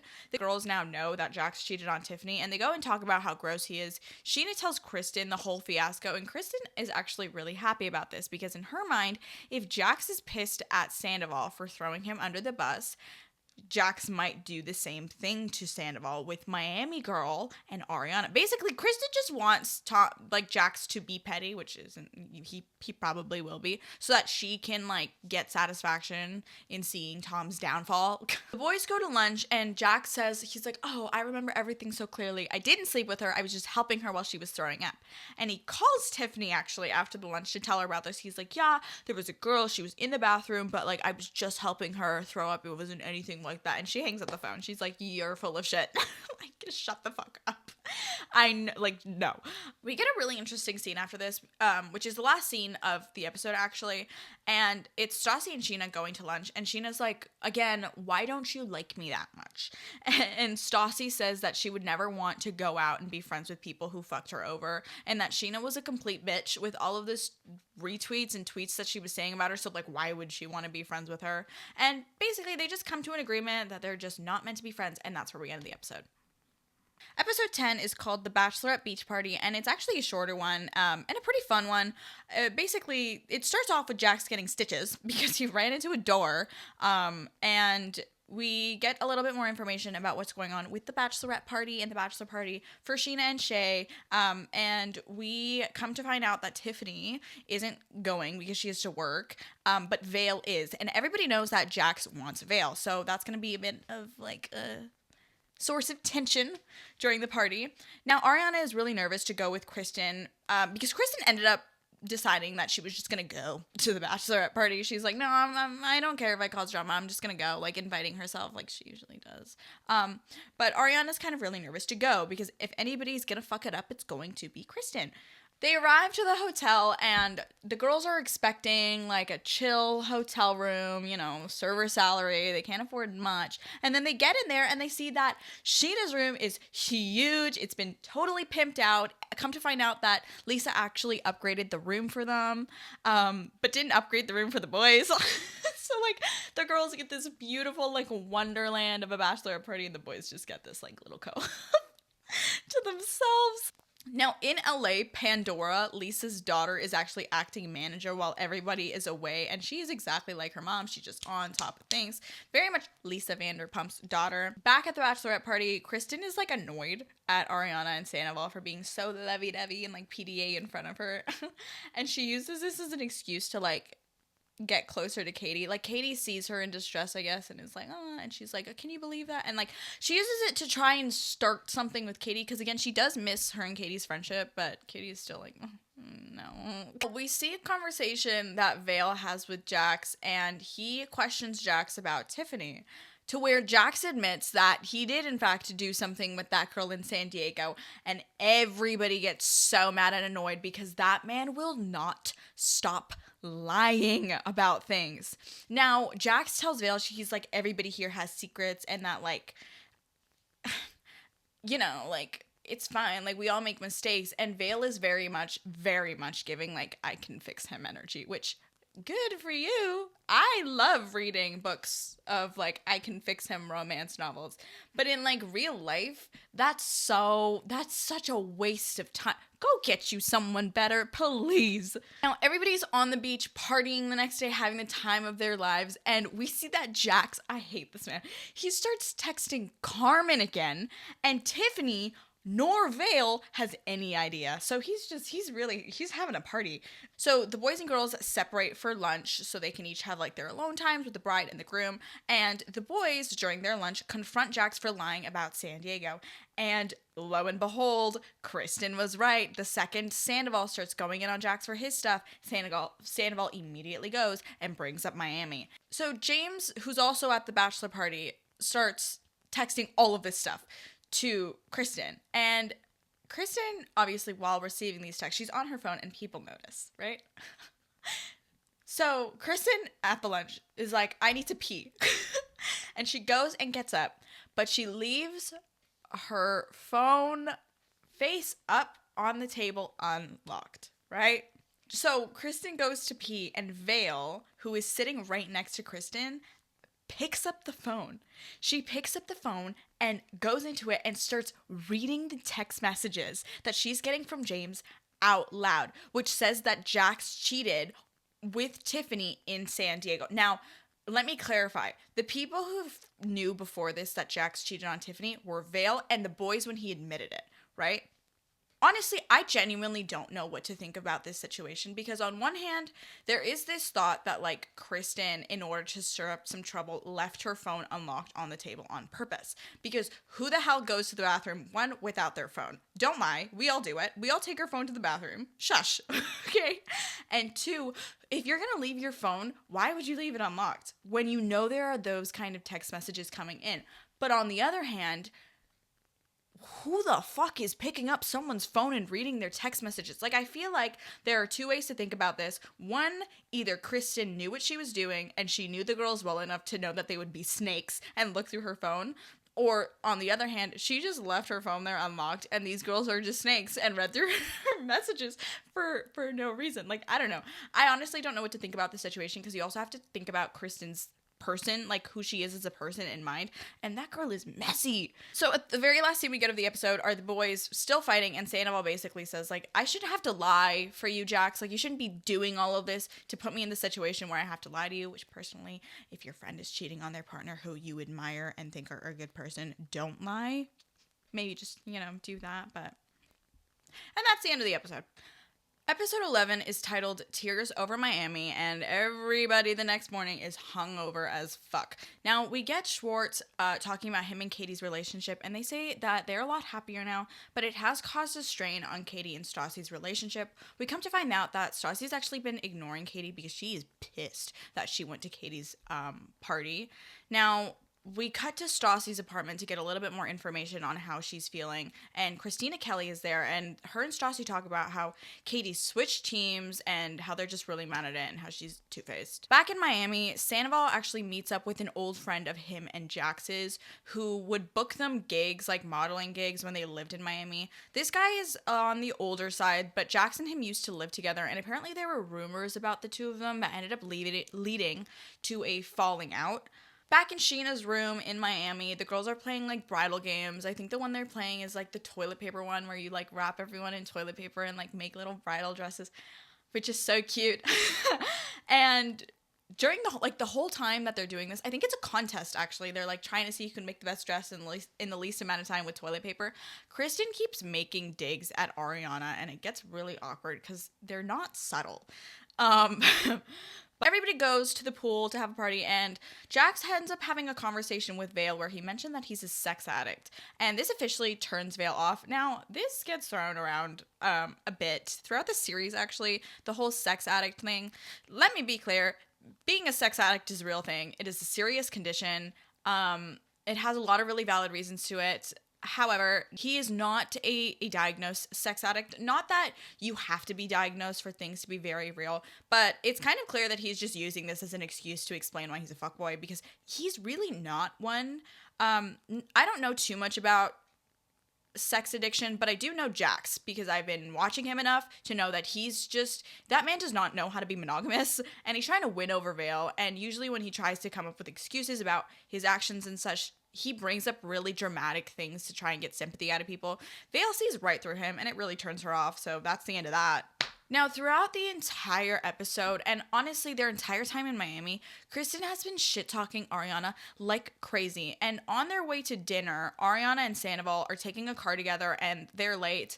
And Ariana mentions that her anxiety has been horrible, and she feels really bad complaining on Sheena's bachelorette trip, because obviously it's supposed to be all about her, and she's trying to make it seem like she's having a good time, but it's really hard because Kristen will not let up on her. It's kind of sad, and Sandoval tries to comfort her, but at the end of the day, I totally understand, like, if you're trying to do your best to like maintain a solid, like, happy facade for your friend, but there's somebody else who's literally harassing you the entire time, like, that's got to be devastating, especially because Ariana has talked about how she has really bad anxiety, and that just can't help the situation, So Sandoval actually mentions that John, the gig guy, the guy who him and Jax used to be friends with when they lived in LA, is actually going to be at the club. Now, he brings up the rumors about John and Jax, which are basically that they had a thing. Like, they either hooked up or they were in a relationship. And Sandoval says that he low-key believes it because when the falling out happened, Jax quickly packed up his stuff, moved to LA, and changed his name to Jax. Because Jax's name, I believe, is what is his name? It's not James. Jason. I think his name is Jason. His real name is Jason. And then he changed it to Jax when he came to LA. So we go to the dinner at the club or the pub or whatever. And Kristen is still really getting pissed off that Ariana and Sandoval are all over each other being affectionate. And James is starting to get really mad at Kristen because he's like, why do you care? Obviously. Now, John goes and Jax and him end up making up and apologizing. And Jax says that he would be nowhere without John. He wouldn't have gotten the gigs that he got. So yeah, there's they settle everything and it's kind of really wholesome and nice. Katie is feeling really anxious about Stassi because obviously Stassi's been ignoring her. So she decides to call her and Stassi answers, but is super cold to her. And Stassi says that it's the fact that Katie wants to be around people who she knows fucked Stassi over, and just like kind of hangs up the phone. Now back in LA, Lisa is actually with Stassi, and Lisa tells her to stop and give people a chance to get back into her life. But Stassi's like, those aren't people I want around me. Back in Miami, Katie says that this trip was really important to her in Schwartz's relationships, and she thinks that it's bullshit that Stassi doesn't support that. This situation, I think, is really complicated because although I do think Stassi is completely valid in being upset at the fact that Katie's hanging around people who have done extraordinarily malicious actions around her and haven't been sincere in their apology and have continued to be really rude and kind of preying on her downfall, it is a really, really complicated place for Katie to be in. And I think that Stassi's feelings towards the situation are valid, but the way she handled it was fucked because she completely iced Katie out in this moment. And like, that's your best friend. Yeah, you're allowed to be upset with them, but you also have to give them some grace. Like, I would expect my best friends to have more grace with me than they would have with anybody else. So I really don't think that Stassi handled this the right way, and I felt really bad for Katie in this moment. Honestly, it was sad. Obviously, Sandoval had that conversation with Ariana in the car, and he's really upset at the fact that Ariana has to deal with this, and he's noticing that Kristen's still not letting up, so he decides to pull Kristen to talk outside. During this conversation, Kristen tells him to stop being hateful towards her, and Sandoval says he's trying really hard not to be, and he wants her to be happy. It gets really emotional. They both start crying, and Sandoval says that he doesn't want to hurt her, and Kristen says that all of the emotion that Sandoval is finally showing now is what she wanted before, like when they first broke up, and that she misses him. He says he's going to try to be polite and civil with James and just asks that she do the same with Ariana, and Kristen agrees. Now, then we cut to Kristen's interview bites after this whole emotional conversation about them finally trying to be at peace with each other. And apparently, the only thing that Kristen took out of that conversation was that Sandoval still has feelings for her. And that if Ariana wasn't there, she could be with him. So now she wants them to break up. For sure. Okay. Our final scene is Sheena saying that it was an amazing weekend because everybody put their bullshit aside on her behalf. Obviously, the audience knows that that's not completely true. I don't like Sheena. But I do think that when it comes to a bachelorette party, if you are having drama with the people there, I think it was really nice and really important how everybody like kept that out of Sheena's eyesight. Like, shit was going on behind the scenes, but nobody was about to let that mess with Sheena's peace and her fun bachelorette weekend, which I can appreciate for anybody. So yeah, and that's the end of the episode. Episode 12 is titled A Stand Against Stassi, and we start out with Stassi telling Christina Kelly that she's mostly upset about the entire situation with her and Katie because Katie didn't tell her directly. She had to find out from Sheena that Katie was going to Miami. Everybody's back from the bachelor/bachelorette trip in Miami, and Christina tells Katie Atzer that Stassi is done with their friendship. Now, we then cut to a scene at James's apartment where James tells Sheena and Shay that he was pissed about the conversation that Kristen and Sandoval had at the dinner. James at this point is kind of really fed up with the whole nonsense about Sandoval. He just kind of wants to be with Kristen and let the rest go. We see Jax after this going to lunch with Carmen. Remember, he was texting her in Miami, and she tells him, she doesn't even give him a second. She tells him to stop talking to her and to talk to his girlfriend instead. So immediately shuts her down. Any hope that Jax has with Carmen is like dead, which again, I think is really funny considering that he has a tattoo of her name, a fat one, on his arm. I still don't know what's going on with them, but he lets Carmen know. He's like, listen, like, me and Tiff broke up and I don't want things to be weird with us. And Carmen just doesn't care. She's like, oh, whatever. Now, people at SUR are kind of talking about the whole Katie and Stassi situation, and everyone is kind of come to the consensus that Stassi's being really unfair to Katie in this situation. We then see Kristen and her friend, who actually, this is the same friend who introduced Kristen to Jax, and then Kristen introduced Stassi to Jax, and that's how the whole friendship formed in season 1. But Kristen and this friend go on a hike, and during this hike, Kristen says that Miami Girl hit her up again, like texted her, and wants to come to LA to confront Sandoval in front of Ariana, which we're going to see how that goes. Earlier on in the episode, we saw Peter kind of flirting with Vale, and he had a thing for her, and he invited her out on a date.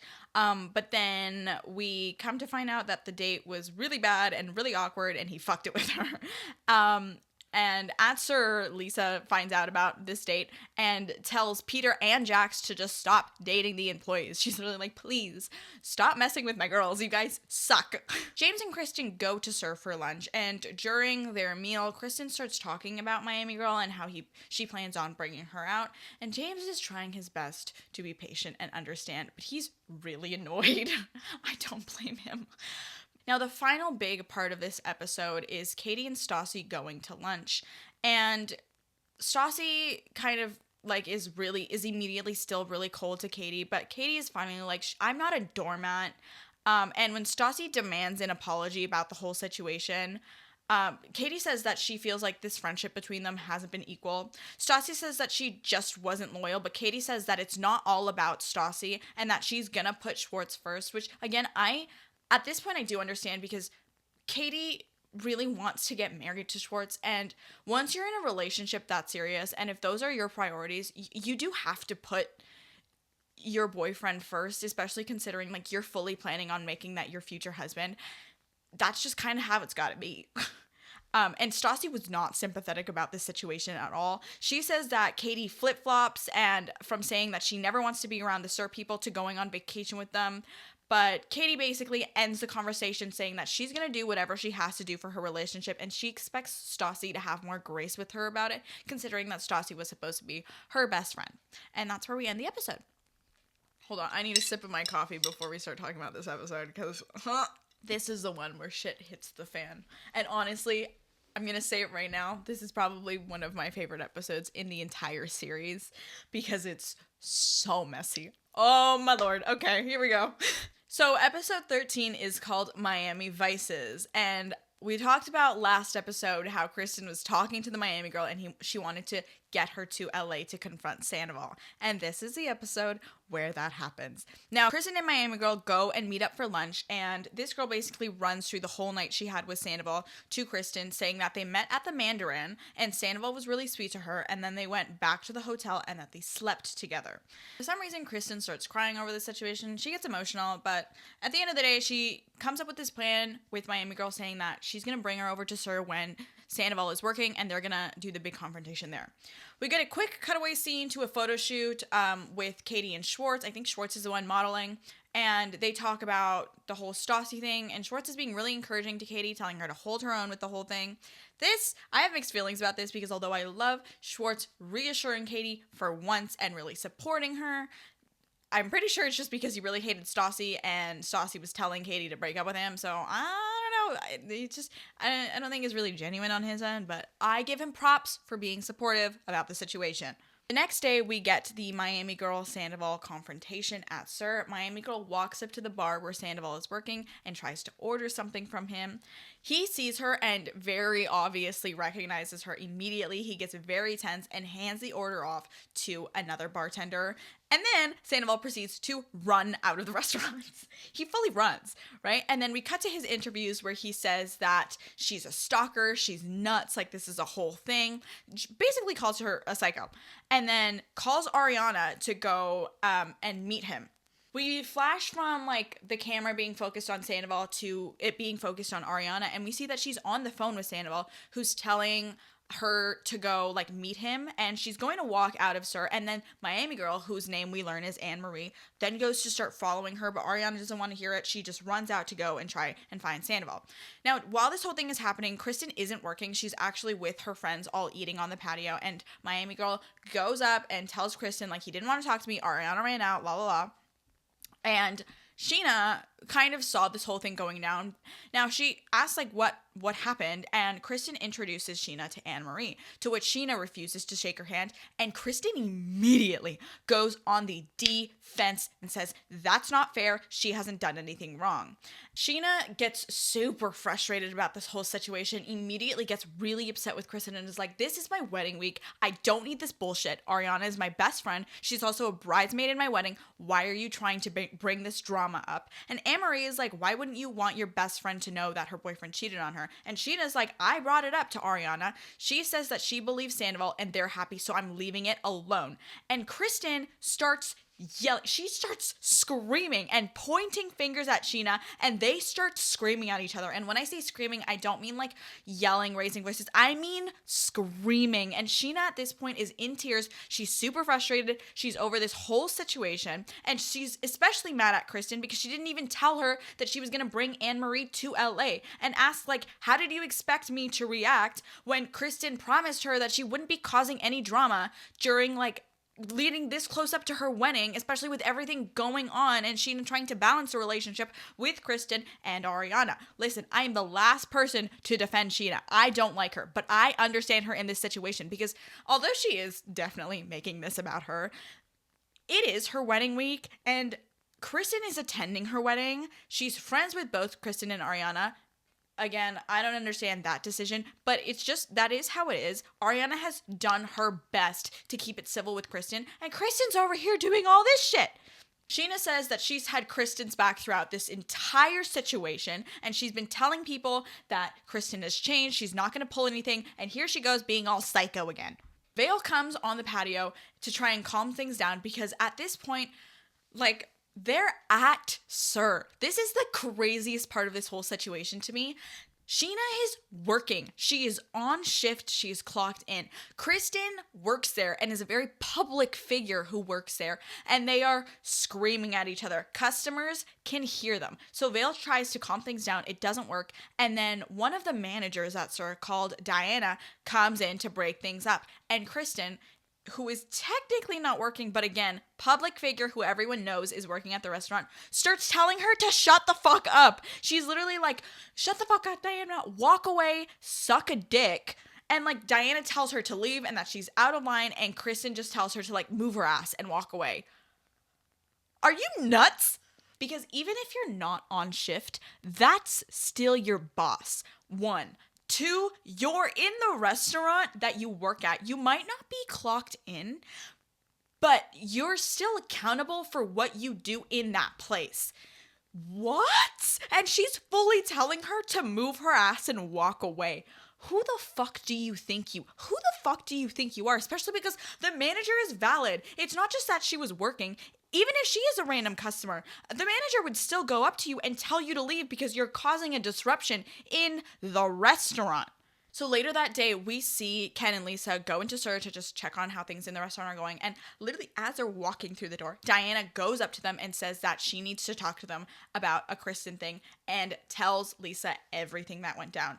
And she is mad. She's angry.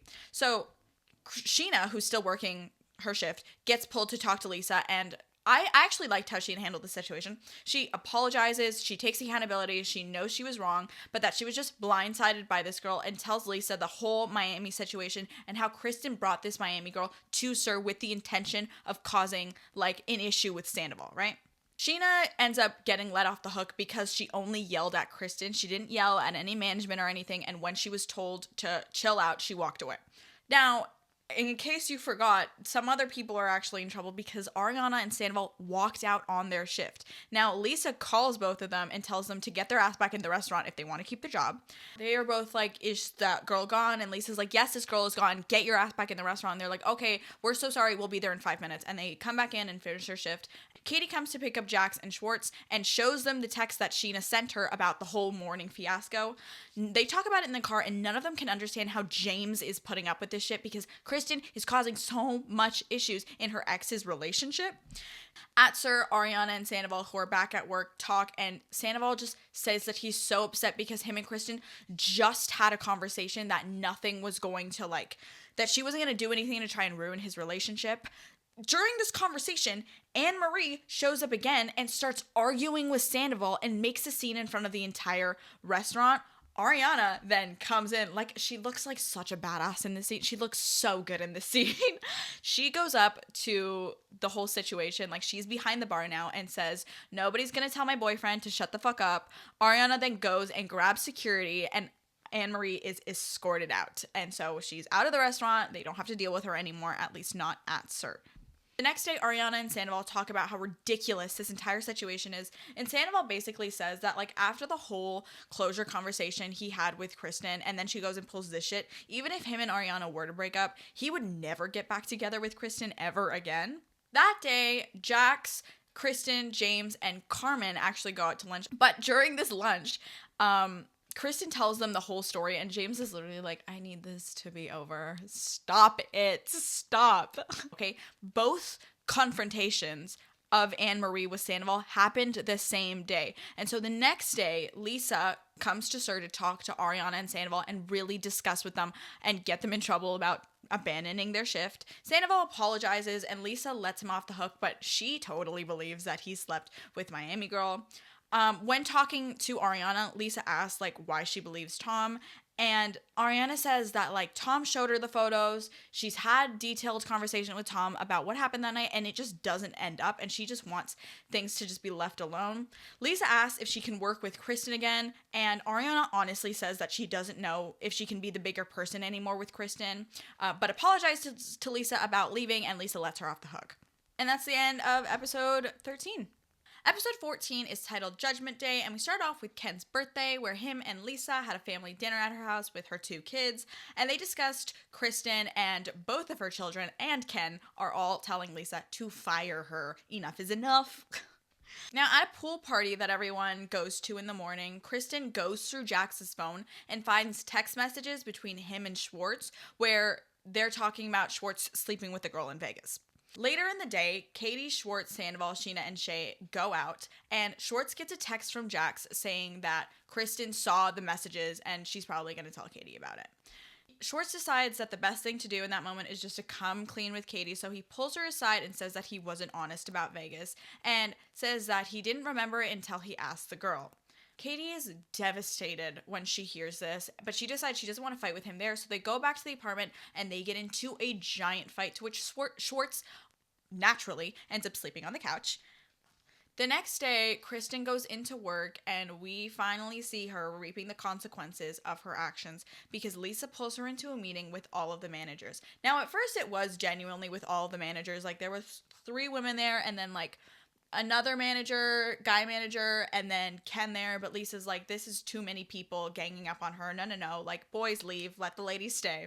So all the girl managers stay, and Diana and Natalie, who are managers, go off on Kristen, telling her, everything she did wrong, and, how it was completely disrespectful and inappropriate what she did. Kristen tries to justify her actions by saying that was the best it could have gone with that girl being there, but Lisa's like, you're the one who orchestrated the whole situation. Kristen is refusing to take the blame for the situation and says that she'll just get up and walk away if they keep on blaming this whole thing on her. She's not taking responsibility for anything at all, and Lisa is finally set up, decides to cut her dead strings loose, and fires Kristen from Sir Restaurant. Finally, officially, that's it. When this happens, the news spreads like wildfire all over Sir Restaurant, and we get a scene of literally everybody celebrating. Tom and Ariana celebrating, the chefs. Oh my god, I love those chefs. They literally high-five each other. They're like, yeah, Kristen's gone. It's immediately like, she was that hated in the restaurant. I'm gonna insert a clip here of people just having a party because she's finally not gonna have to work with them anymore, and they're not gonna have to deal with her. Kristen is fired. What? Kristen is fired. Yes, she is. Yes! Nothing could be better than this. Justice! Now, the next day, we see Sheena getting candy for her wedding because she wants to get a candy bar and says that Kristen's still invited because she has faith that she's going to behave at the wedding. The final scene we get of this episode is Schwartz confronting Jax for going behind his back and throwing Schwartz under the bus before he was ready to talk to Katie. Because remember, these boys all have each other's backs when it comes to the disgusting things they do to their women. Schwartz goes off on Jax and says that he defends Jax all the time, so why couldn't he have just done the same this one time? They get into a giant fight, bringing up all of their devious activities, so Jax ends up kicking him out of his house. And that's where we end episode 14. Episode 15 is titled For Better or Worse, and this is the wedding episode for Sheena and Shay. Now, we start off the episode with Sheena going over to Lisa's house to talk wedding details and says that she finally got this lawsuit from an injury years ago, and so that settlement money that she gained is actually going towards her expensive ass wedding, because I can't remember the exact number, but she went like thousands of dollars over budget, so she definitely needs that money. Now, as I mentioned before, Lisa's providing all the alcohol as a favor, especially because Sheena's really good friends with Lisa's daughter, Pandora. But Sheena tells Lisa that she's really nervous about Kristen coming to the wedding because she's afraid she's going to act up and do something. All the boys go and hang out with Shay and go get haircuts for the weddings. And while they're getting haircuts, all of the other boys basically just go off on this conversation about how they're terrified of getting married and how it's never going to happen and how, oh my god, I'm so scared of commitment, even though I've been dating my people for like, well, Schwartz is the only one who this applies to, but he's been with Katie forever and he's still on this whole, I'm terrified of marriage and commitment thing. At Sheena's rehearsal dinner, it takes place at SUR, which means that James actually has to go without Kristen because Kristen's been banned from the property. Like, she's not allowed to be there. Because he's alone, Sandoval sees this as an opportunity to pull James aside and shows him texts from Kristen saying that he feels bad for him because his current girlfriend is obsessed with his ex, like Sandoval. The rest of this rehearsal dinner is basically Sheena being very demanding over what she wants for her wedding, which I am on board with. Again, don't really like Sheena, but it is her wedding. What she says, go. Obviously, Shay has a say in this, but he's really just letting her run the show for the wedding.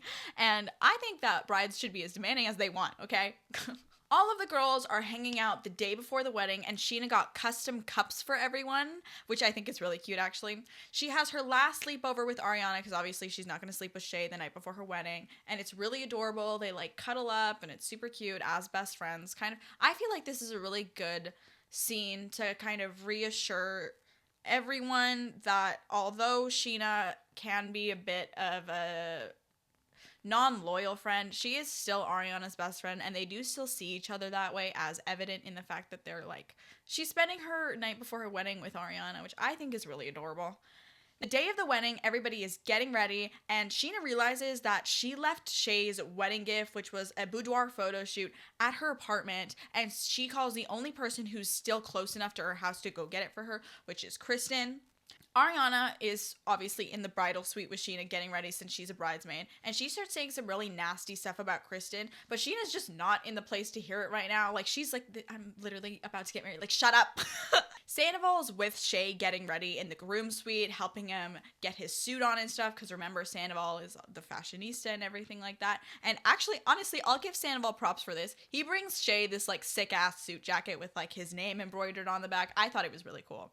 We cut back to the bridal suite with Kristen dropping off the present for Sheena, and she just kind of, like, stayed around. Kristen's not in the bridal party, but she just kind of stays to get her hair and makeup done, and Ariana's really pissed about this. She's like, can you please go away? We see everybody from SUR and all of Sheena and Shay's family arrive to the wedding, including Jax and Carmen. Lisa gets there, and she looks beautiful. She looks fabulous as ever. Sheena gets into her wedding dress, and everybody starts crying. Sheena's wedding dress is a bit of a controversial topic within the Vanderpump universe. Basically, it's a 2-piece custom dress that was made by her aunt. It's a cropped wedding dress.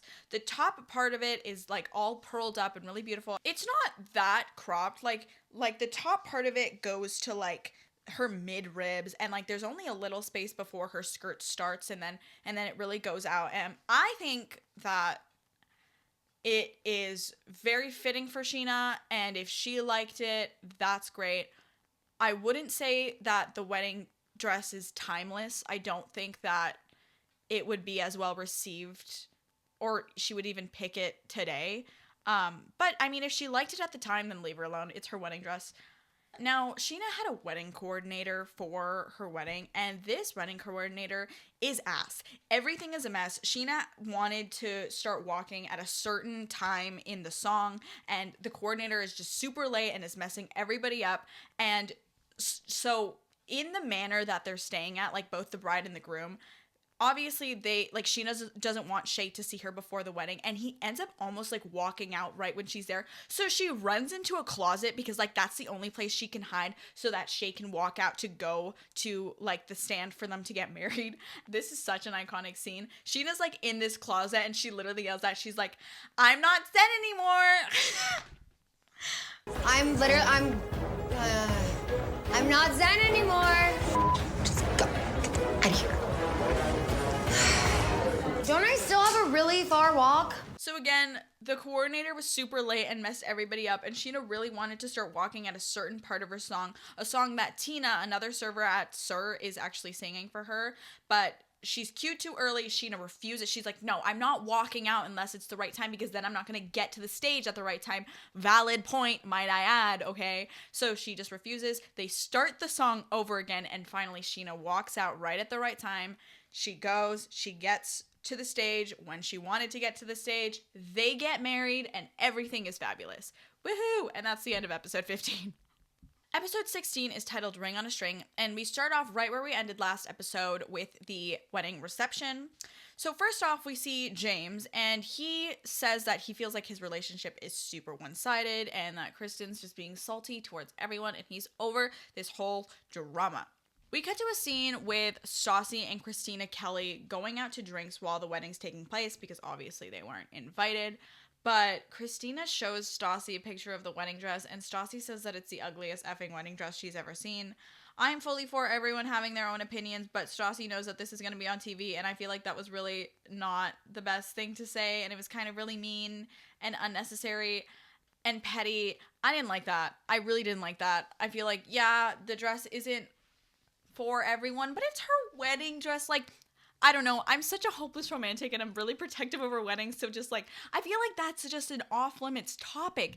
Shh. Once again, we see the wedding coordinator being a bigger disaster than usual. She already messed up the actual wedding service, but now the DJ isn't playing any of the songs that Sheena wanted, including her intro song. That would, oh my god, I would go nuts if that was me. No. And she's really disappointed, because she's just like, I want my songs for my wedding reception. It's her wedding. They finally go out to the wedding reception, because she didn't get the right intro song she wanted, but they were like, fuck it, we're just gonna go out, and it's gorgeous. Like, I have to say, even if you have feelings about, you know, how bridezilla she was in her wedding dress, the wedding itself I think was really nice. Now, Jax at this wedding is putting moves on Carmen, and it's kind of pissing her off because she's made it clear. She's like, I'm not getting back together with you. We're done. We move to seeing Schwartz and Katie, and Schwartz pulls her to a chat kind of at the edge of the party, and he gives her a ring on a necklace as like kind of like a promise ring. He's not proposing to her. It's like this promise ring type thing. And she starts crying because she doesn't want a ring on a string. She wants the ring. I feel like this was really insensitive and just stupid on Schwartz's end, because he knows how much she wants him to propose to her. And instead of communicating that it's not going to happen, letting her go, doing it, or just like, why would you give her a ring on a string? Like, oh my god. Lisa finds Katie crying about this whole situation and talks to her about waiting for Schwartz. She's like, girl, you can't just keep waiting for this man. Like, you have to make decisions for your own life. And this whole episode is kind of going forth for point of views because everybody's at this wedding. But we cut back to Kristen, who at this point wants to leave because, you know, she's sick of Ariana and Sandoval. The wedding's kind of over at this point, and James has been drinking, and he's just become mean. So James sees Kristen leaving, and the thing is, Kristen doesn't leave with James. She leaves with her other friend Trevor, who I believe like train together, like they go to the gym together or something. But so James has been drinking at this point, and they go to the car in like the parking lot, and they start screaming at each other. Kristen is very loud at this point. Like, she's yelling at James, and she's telling him to go away. James is refusing to go away and is like, what are you doing? Where are you going? And he's been drinking at this point. Kristen is like, you need to go. You need to leave. James gets in her face, kind of raises his voice at her, and she punches him in the face.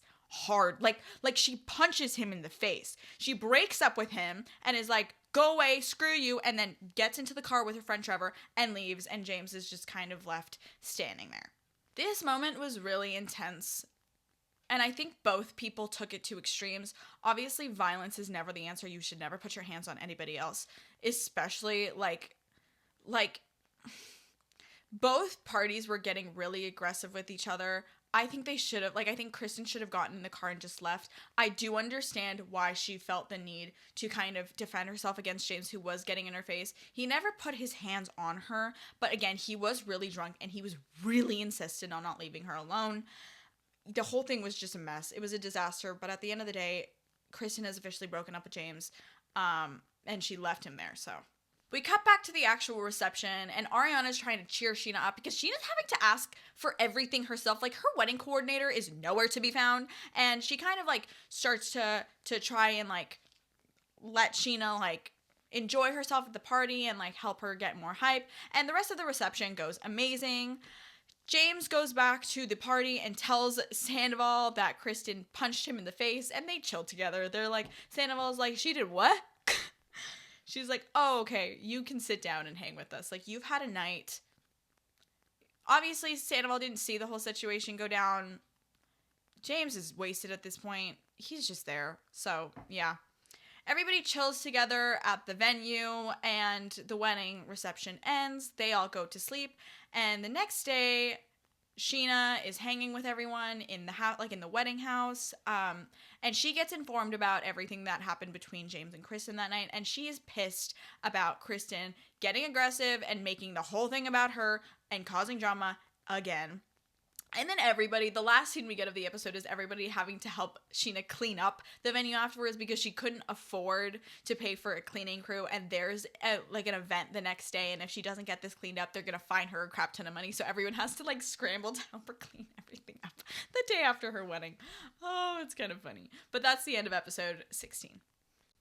Episode 17 is titled Jack's Cracks. And we first start off the episode back at SUR with Katie telling Christina all of the drama that happened at the party. We then see Lisa go and talk to James about what happened at the wedding, and Lisa says that she doesn't think that Kristen is good for him. Lisa is kind of a parental figure to James throughout this entire thing, and so this advice is she sees how James is, and she really doesn't like the fact that James is with Kristen, and basically is like, you should leave her. That night, Stassi ends up going to dinner with Peter as friends, and he tells her all of the gossip that went down at the wedding. And Stassi tells Peter that apparently Kristen wants to go to breakfast with her, and Stassi's really curious about what exactly she wants to say, so she agrees. Now, James and Kristen go to lunch, and he tells Kristen that he feels really insecure about how she's always talking about Sandoval, and she's making excuses again, and she doesn't want to take responsibility. At the end of the day, they both end up apologizing for whatever the fuck, and they get back together. So I guess they're lovey-dovey again. They're in a relationship again. Great for them. This whole thing is so toxic. Guys, I'm serious. First of all, the second one of your partners, period, puts their hands on you ever, period, you leave. Obviously, everybody's situation is different, and it's not as easy as saying that. But, it's okay to leave after the first sign of aggression because people love to promote this whole second chance, give him another chance to prove himself thing. No. If they show toxic behavior, it's fine to just leave after the first strike. There doesn't have to be 2-3 times for it to be appropriate to go. If you ever feel physically uncomfortable and emotionally unsafe with your partner, get out. It's not toxic, because then once you start going into this cycle of getting back together and forgiveness, it gets a lot more difficult, especially because the trauma bond starts building up. I'm not a psychologist, so I'm not going to talk too much on this, but I really, really, really don't like, nor do I condone this kind of relationship to anybody, because it never works out well. And it's also devastating to see, because it destroys everyone involved, and it isolates you from your outside friends and family, because they don't like it either. Like, we already saw Lisa telling James to leave Kristen. Kristen clearly doesn't want to be with him. She wants to be back with Sandoval, but neither of them like are willing to actually leave the other person. Overall, it's just toxic. I hate them together.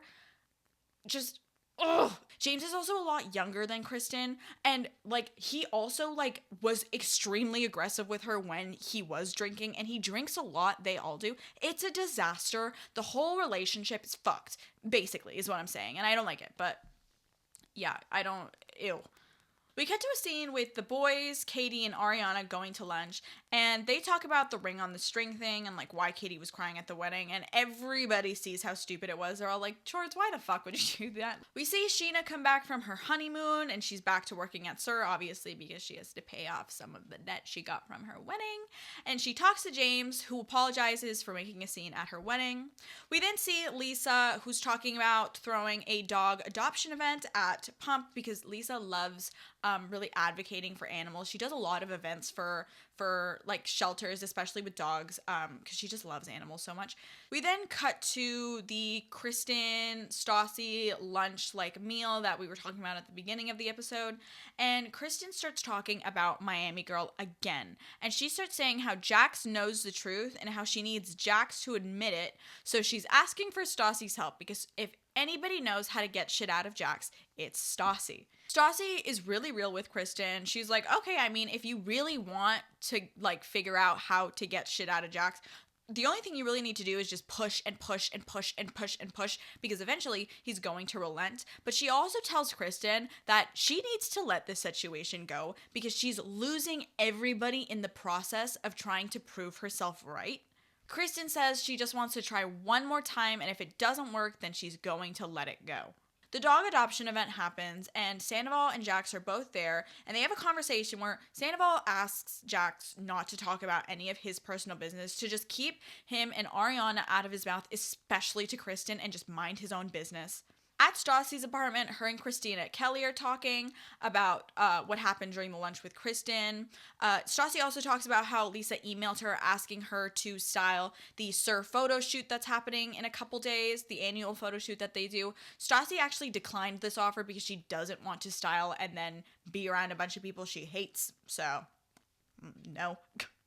The episode ends with Sheena, Shay, Kristen, and a bunch of her friends going out to dinner, and Kristen starts going off on how she's sick of being called a liar because of Sandoval. Now, Jax is also there, and he's being asked to tell the truth by basically everyone, and he finally admits that the whole Miami Girl thing is true, and that Sandoval admitted that it was true. But Sheena says that the issue isn't the truth, it's the obsession that Kristen has over this entire situation, and that she doesn't care about, like, she's not doing this for Ariana's well-being. She's doing it to be malicious towards the relationship, and Sheena only cares that her friends are happy. Kristen and Sheena kind of start arguing about this whole thing, because Kristen is asking Sheena to have her back, and Kristen's like, I don't feel bad about this whole situation. I want to bring it to light, la la la la, and the episode basically just ends with them fighting. So we have finally arrived to the last episode of the season, episode 18, titled Dethroned. This is the last episode before the reunions. Don't worry, we'll still be talking about the reunions. But yeah, so it's SUR's annual photo shoot, which they've done every year, and this year they're doing a retro theme. So everyone's getting ready for the photo shoot. They're getting all in their hair and makeup, and during this like setup for the photo shoot, Katie says that she's given up on talking to Stassi, and she's also at her limit with Schwartz. Basically, everybody's pissing her off. Nobody gets any more strikes. Everybody needs to chill and start treating her with some fucking respect. Thank you very much.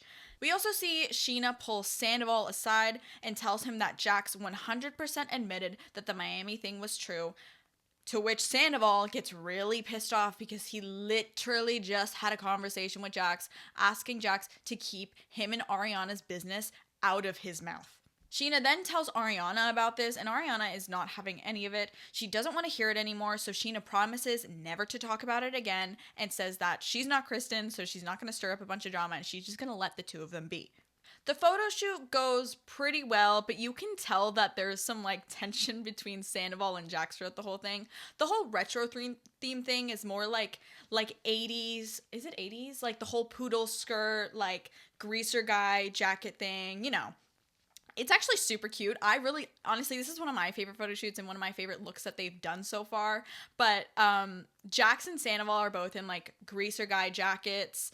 And you can tell that, like, technically they're supposed to look like bad boys and pissed, but they really are pissed at each other, which is the second photo shoot that there's been, like, serious tension between them. Because if you remember, I think it was last season, it was the same thing.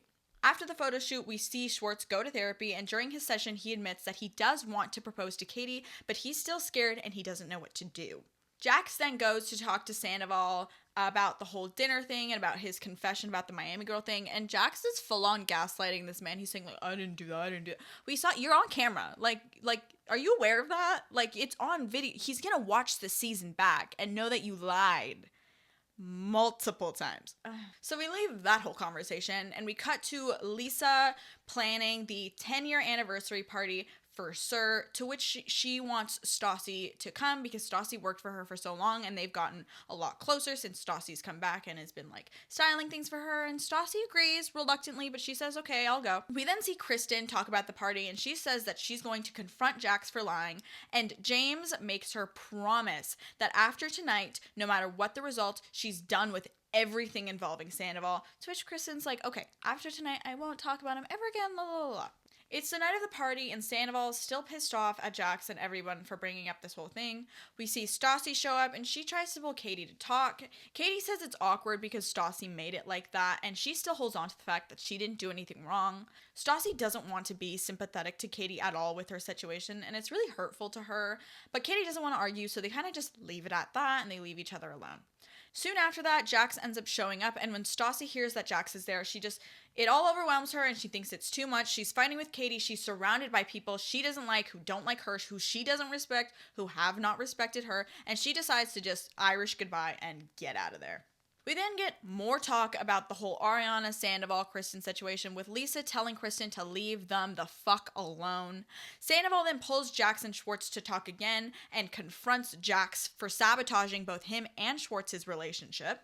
Jax is still denying that he said anything at all, even though he was literally on camera doing just that. Sandoval, when talking to Kristen about this whole situation, says that, like, even if him and Ariana break up, he will never like her ever again, no matter what. He tells her to fuck off and mind her business, so she finally gives up. She's like, okay, whatever, you guys be happy, I'm done. And she actually gives a really, really entertaining monologue about this whole thing, which I'm gonna try and insert here. I'm done. It's over. You win, Ariana. You win wondering where the Tom is every night when you text him. You win not ever being sure if he's telling you the truth. And you win sharing a bed with the best liar that I have ever known. Kristen goes up to Ariana for the last time and says, good luck with Sandoval. And Ariana's like, thanks, I guess. Like, okay. And because they finally feel free of Kristen's wrath and her trying to sabotage them, Sandoval, in order to celebrate, asks Ariana to move in with him. And it's actually really cute.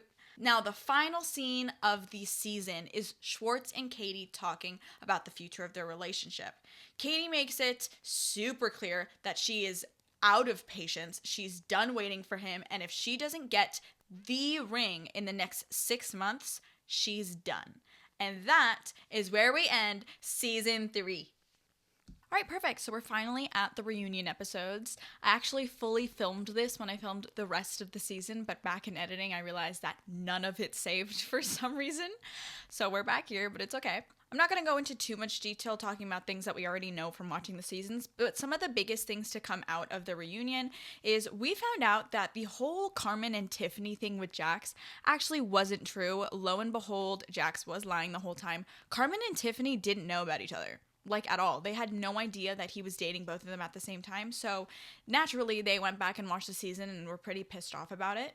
Andy also asked Jax about Stassi and where he kind of stands with her, since this whole season we've seen them be very separated from each other, mostly because of Stassi's doing. And Jax says that he hasn't so much as had a conversation with Stassi in 2 years, which kind of confirms the fact that, like, on and off season, there has been absolutely no interaction between them, which personally I'm glad for because of Stassi's sake. Like, that man treated her horribly for years, and I don't blame her for wanting to be completely as far away from him as possible. They talk a little bit about San Diego and the whole Jax cheating on Tiffany thing, and Jax stands by the fact that he didn't sleep with the girl that he was accused of, but he understands that it really didn't look good on TV, so he gets why everyone was kind of freaking out about it and why Sandoval was so pissed off.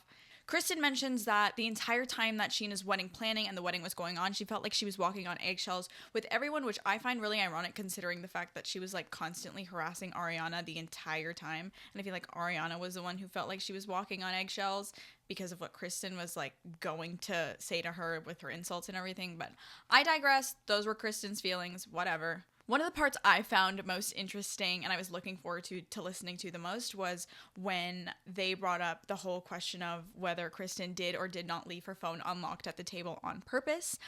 If you recall, James had been texting Kristen everything that the boys were talking about with the whole Miami girl situation and how Jax had brought it up because of course he did. That's just what Jax does. And Kristen says that she completely denies the fact that she left her phone unlocked on the table. She was just like, no, I was just trying to go to the bathroom. But everybody else doesn't believe her. They're like, no, you for sure left your phone unlocked on the table because you were looking for drama. I still don't know what to think about the situation. Kristen's a really messy person. But then again, I don't know. Like, I feel like it says a lot about your friends if you really do think that they're going to look through your phone while you're in the bathroom. But I don't know. Everything surrounding Sandoval and Kristen's official breakup was kind of a mystery last season, or sorry, at the beginning of the season, because nobody really knew what went down, and we get a little bit more insight at the reunion. Kristen said that there was a long history of cheating in their relationship, and that Sandoval wasn't innocent at all, which we already know because it was confirmed that he did kiss Ariana while he was still with Kristen, but she confronts him about cheating with her specifically, or like being insensitive towards a relationship specifically the night they officially broke up, because apparently that night he went and spent the night with Ariana.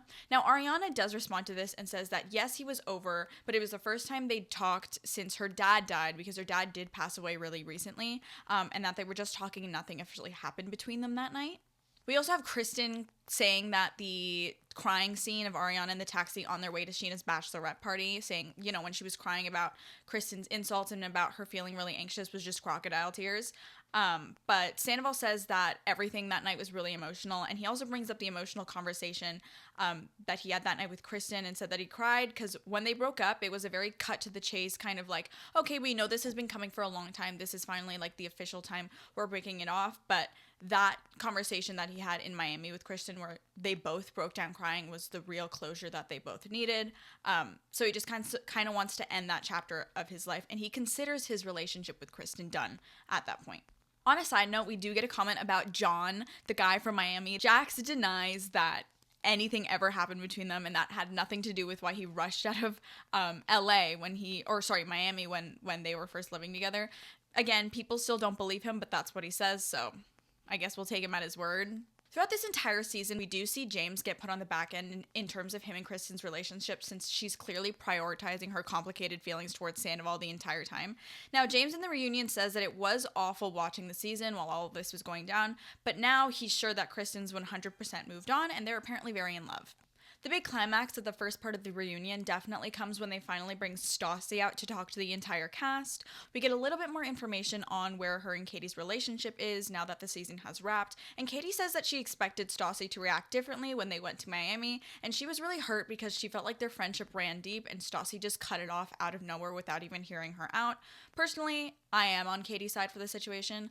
I do love Stassi, but I think she handled this situation way too abruptly and didn't really give any grace to Katie within this whole situation, so I don't blame Katie for being as upset as she is. Regarding why Stassi was so adamant about not being anywhere near Jax this season, she explains that she was so set on this because she didn't want to be in a situation where he had the opportunity to make up lies about her. Jax said he really didn't understand any of this, and what he really needed from Stassi was a goodbye, but she really stuck to the point that he didn't deserve anything from her, and she was no longer willing to give him anything, which I totally understand and I respect, and honestly, good for her, because considering how horribly and how deeply that man screwed her over, I don't even like being anywhere near my exes, even the ones who haven't done me all that dirty. Like, even if we ended on mutual terms, I still don't really want to be around you, let alone if you cheated on me or just disrespected me with my best friend. Like, absolutely not. I don't know why Jax thinks that she would want to be anywhere near him, but he's just, you know, he just thinks that everyone wants to be near him all the time. So I guess that explains that.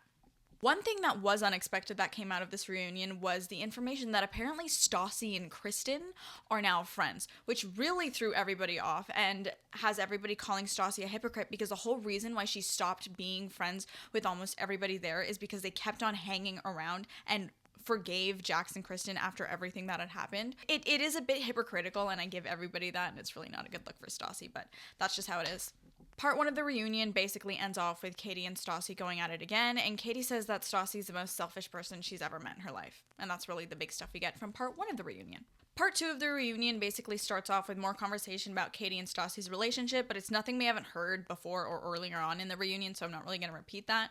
We do find out that apparently Jax got Stassi's face tattooed on his arm, or at least a face that looks oddly familiar, and he does actually show us the tattoo, and personally I do think it looks a little bit like Stassi. He just weirdly likes having like control over Stassi. I've always seen it and I've always said it's super weird, but this at least confirms that, and Stassi is like, that's really creepy, like, for the record. Like, that's just weird. No wonder she doesn't want to be around that man. What the hell? We find out that Lisa and Stassi aren't on good terms since the season wrapped. Remember, they weren't really on good terms when the season started because Stassi kind of left really abruptly. But since the reunions wrapped, apparently they've gone back to just being aloof with each other because Stassi's just been avoiding everyone and Lisa doesn't appreciate how wishy-washy she is. So yeah, they're back to not being friends. So Lisa did say that she was really proud of Katie for being able to branch out on her own from Stassi, because again, a big narrative of this season, especially at the beginning when Stassi and Katie were still close, was that Katie just did everything that Stassi told her to, and Stassi was like puppeteering her. So the fact that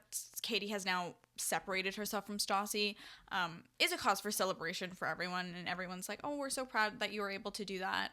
Andy Cohen then asks Stassi what she thought of all of Kristen's actions during the season, and she says that it was extreme and that Kristen's the type of person just have a one-track mind and just run with whatever she thinks is best in the moment. Sandoval is still denying the fact that he ever slept with Miami Girl. He said all of the culminating stories made zero sense. Again, he mentioned or Ariana was the one who mentioned earlier on in the season that Sandoval had pictures of him fully clothed, passed out that night, so that's his defense basically, that could have never been true. With the whole Kristen getting fired situation and the blow up that happened on the patio that day at SUR, Kristen said that she felt cornered by Lisa and all of the other managers, which is why she lashed out and basically is like, I don't know what Lisa expected me to do. I reacted the best I could. Again, I still feel like that entire situation was inappropriate, and I do believe that Kristen was in the wrong, but that's just my opinion. She also did watch the show back, so she did see everyone's reaction to her getting fired, and she was like, no, it doesn't upset me at all. People are gonna think whatever they think. I'm just gonna keep it going, whatever. Andy Cohen asked Gina a little bit more about her wedding and that whole event, and she says she wishes she wouldn't have been as stressed on her wedding day as she was. In terms of her dress, because remember, Stassi made some nasty comments about it, Sheena says that her dress fit who she was and she loves it, and Stassi just said what she did because she was an easy target. Everybody basically agrees that Stassi has no reason to be hating so hard. Stassi immediately replies, oh, yes, I do, and everybody here knows what I'm talking about. Andy Cohen, of course, not knowing what everybody's talking about, goes digging a little bit more, which is when we find out that apparently there was a sexually explicit video that Stassi's ex-boyfriend had non-consensually sent around to everyone. Sheena had gotten her hands on it and then decided to show everybody and laugh about it. And because of this, Stassi says that anybody who contributed to that, and especially Sheena, has absolutely no business being in her life. That's egregious. That is disgusting. It is so violating, especially when it's so out of your control. You send those kind of videos to someone that you love, and not only do they violate you, but then the people who you associated yourself with and considered even friends at some point, because Sheena and Stassi were friends coming out of season 1, then goes and does that to you behind. No wonder she hated them so much. Nobody should ever be expected to associate themselves with people like that after that happens to them. It's just so wrong. And the fact that everybody here knew that like what Stassi was talking about and just is still so adamant that she had no reason to be as upset with Sheena as she was is ridiculous to me, because it's so like invalidating of her feelings. And I just like, I will forever be on Stassi's side. I mean, I just don't like Sheena in general, but in terms of the whole Sheena and Stassi beef, I understand that Stassi was a bitch to her in season 1. I don't care. Sheena sucks. She is so, I don't know. I can't even go into it. I've talked about it enough this season. I don't like her. And the fact that she did this, because she denies that this ever happened. She's just like, I didn't laugh at it. I just got the video. I don't believe her. I fully don't believe her. Knowing who Sheena is, I know she actually did laugh at that footage, and it's disgusting. We end the reunion basically touching on a lot of different areas of drama that happened this season. We do get both Schwartz and Sandoval saying that they're tired of Jax's like drama and stuff. And the girls say that both of the Toms' lives would be better without Jax in it, but those boys are going to stick by each other no matter what, at least as far as we've seen, so who knows what's going to happen with that. They do talk about the ultimatum that Katie gave to Schwartz. Andy asks her about it, and she says that she's still sticking to it, and he only has a couple months left to get her that official ring before she's done. Okay, so we don't actually get a lot of Ariana and Stassi interacting at all. This is really the first time this season we've gotten any of that, and Ariana says that she does admire Stassi for telling Kristen to back off of her and Sandoval, because remember, when Kristen was asking Stassi's help to get Jax to admit about the whole Miami and Sandoval girl, or the Miami girl and Sandoval situation, although Stassi did give her advice to help her out with that, she also told Kristen that she needs to let it go because she's ruining her life, which Ariana did appreciate. The final point we get of the entire reunion is Lisa saying that her relationship with Stassi is over and everybody outside is basically set on letting Stassi go. And that is the end of the reunion and season 3 of Vanderpump Rules. Okay, we're finally at the end. Thank you so much for sticking with me if you've made it this long. I promise you guys, it's not going to take me as long to upload the next video. Season 4 is coming. I know I said that last time, but I actually made it this time. Also, I did want to touch on a little bit about the mic situation. I know for the first 5 episodes of filming this, there was a little bit of feedback from the mic. I did put a little snippet of comment in it back in editing. I didn't realize that my mic picked up that much sound until after I had finished filming all of those episodes, and I was not about to redo that, so you might have heard a little bit about that, but as you can see, hopefully you've noticed that I've gotten a little bit better with my system. Again, I am a work in progress, but yeah, I just wanted to give a big thank you to you guys. Let me know what you guys want to see other than Vanderpump content. I'm thinking of making a Love Island reaction or like Love Island recap as the episodes come out. Not All Stars, not the one that's happening right now in the winter season, but when the summer comes around, I'm thinking of doing that. Also, I know I mentioned this in every video. I am a history major. I'm also minoring in politics, and I'm a huge reader. Right now, I'm reading Emily Wilson's translation of the Odyssey, especially because I just finished listening to Epic the Musical, which is amazing. And I just love fantasy books. Like I just finished Onyx Storm as well. I would love to talk about books with you guys. I think that would be a blast. So just comment anything else you'd like to see. Also, on a final note, again, everything I said in this video is just an opinion. If you don't agree with me, that's totally fine. Just keep it nice in the comments. Yeah, like, this isn't an analysis. I'm not a professional. I don't know any of these people. I just think it's really fun to comment on all of that. But yeah, if you really like this content, please subscribe, like this video, turn on your notification bells to stay tuned when the next one should be coming out. I'm thinking in like max 2 months it's gonna take me. If it's not, you guys are free to like come back to my comments and harass me about it. I'd appreciate it. Bully me into being more consistent. It's fine. But yeah, hopefully I'll see you guys next time. Thank you so much.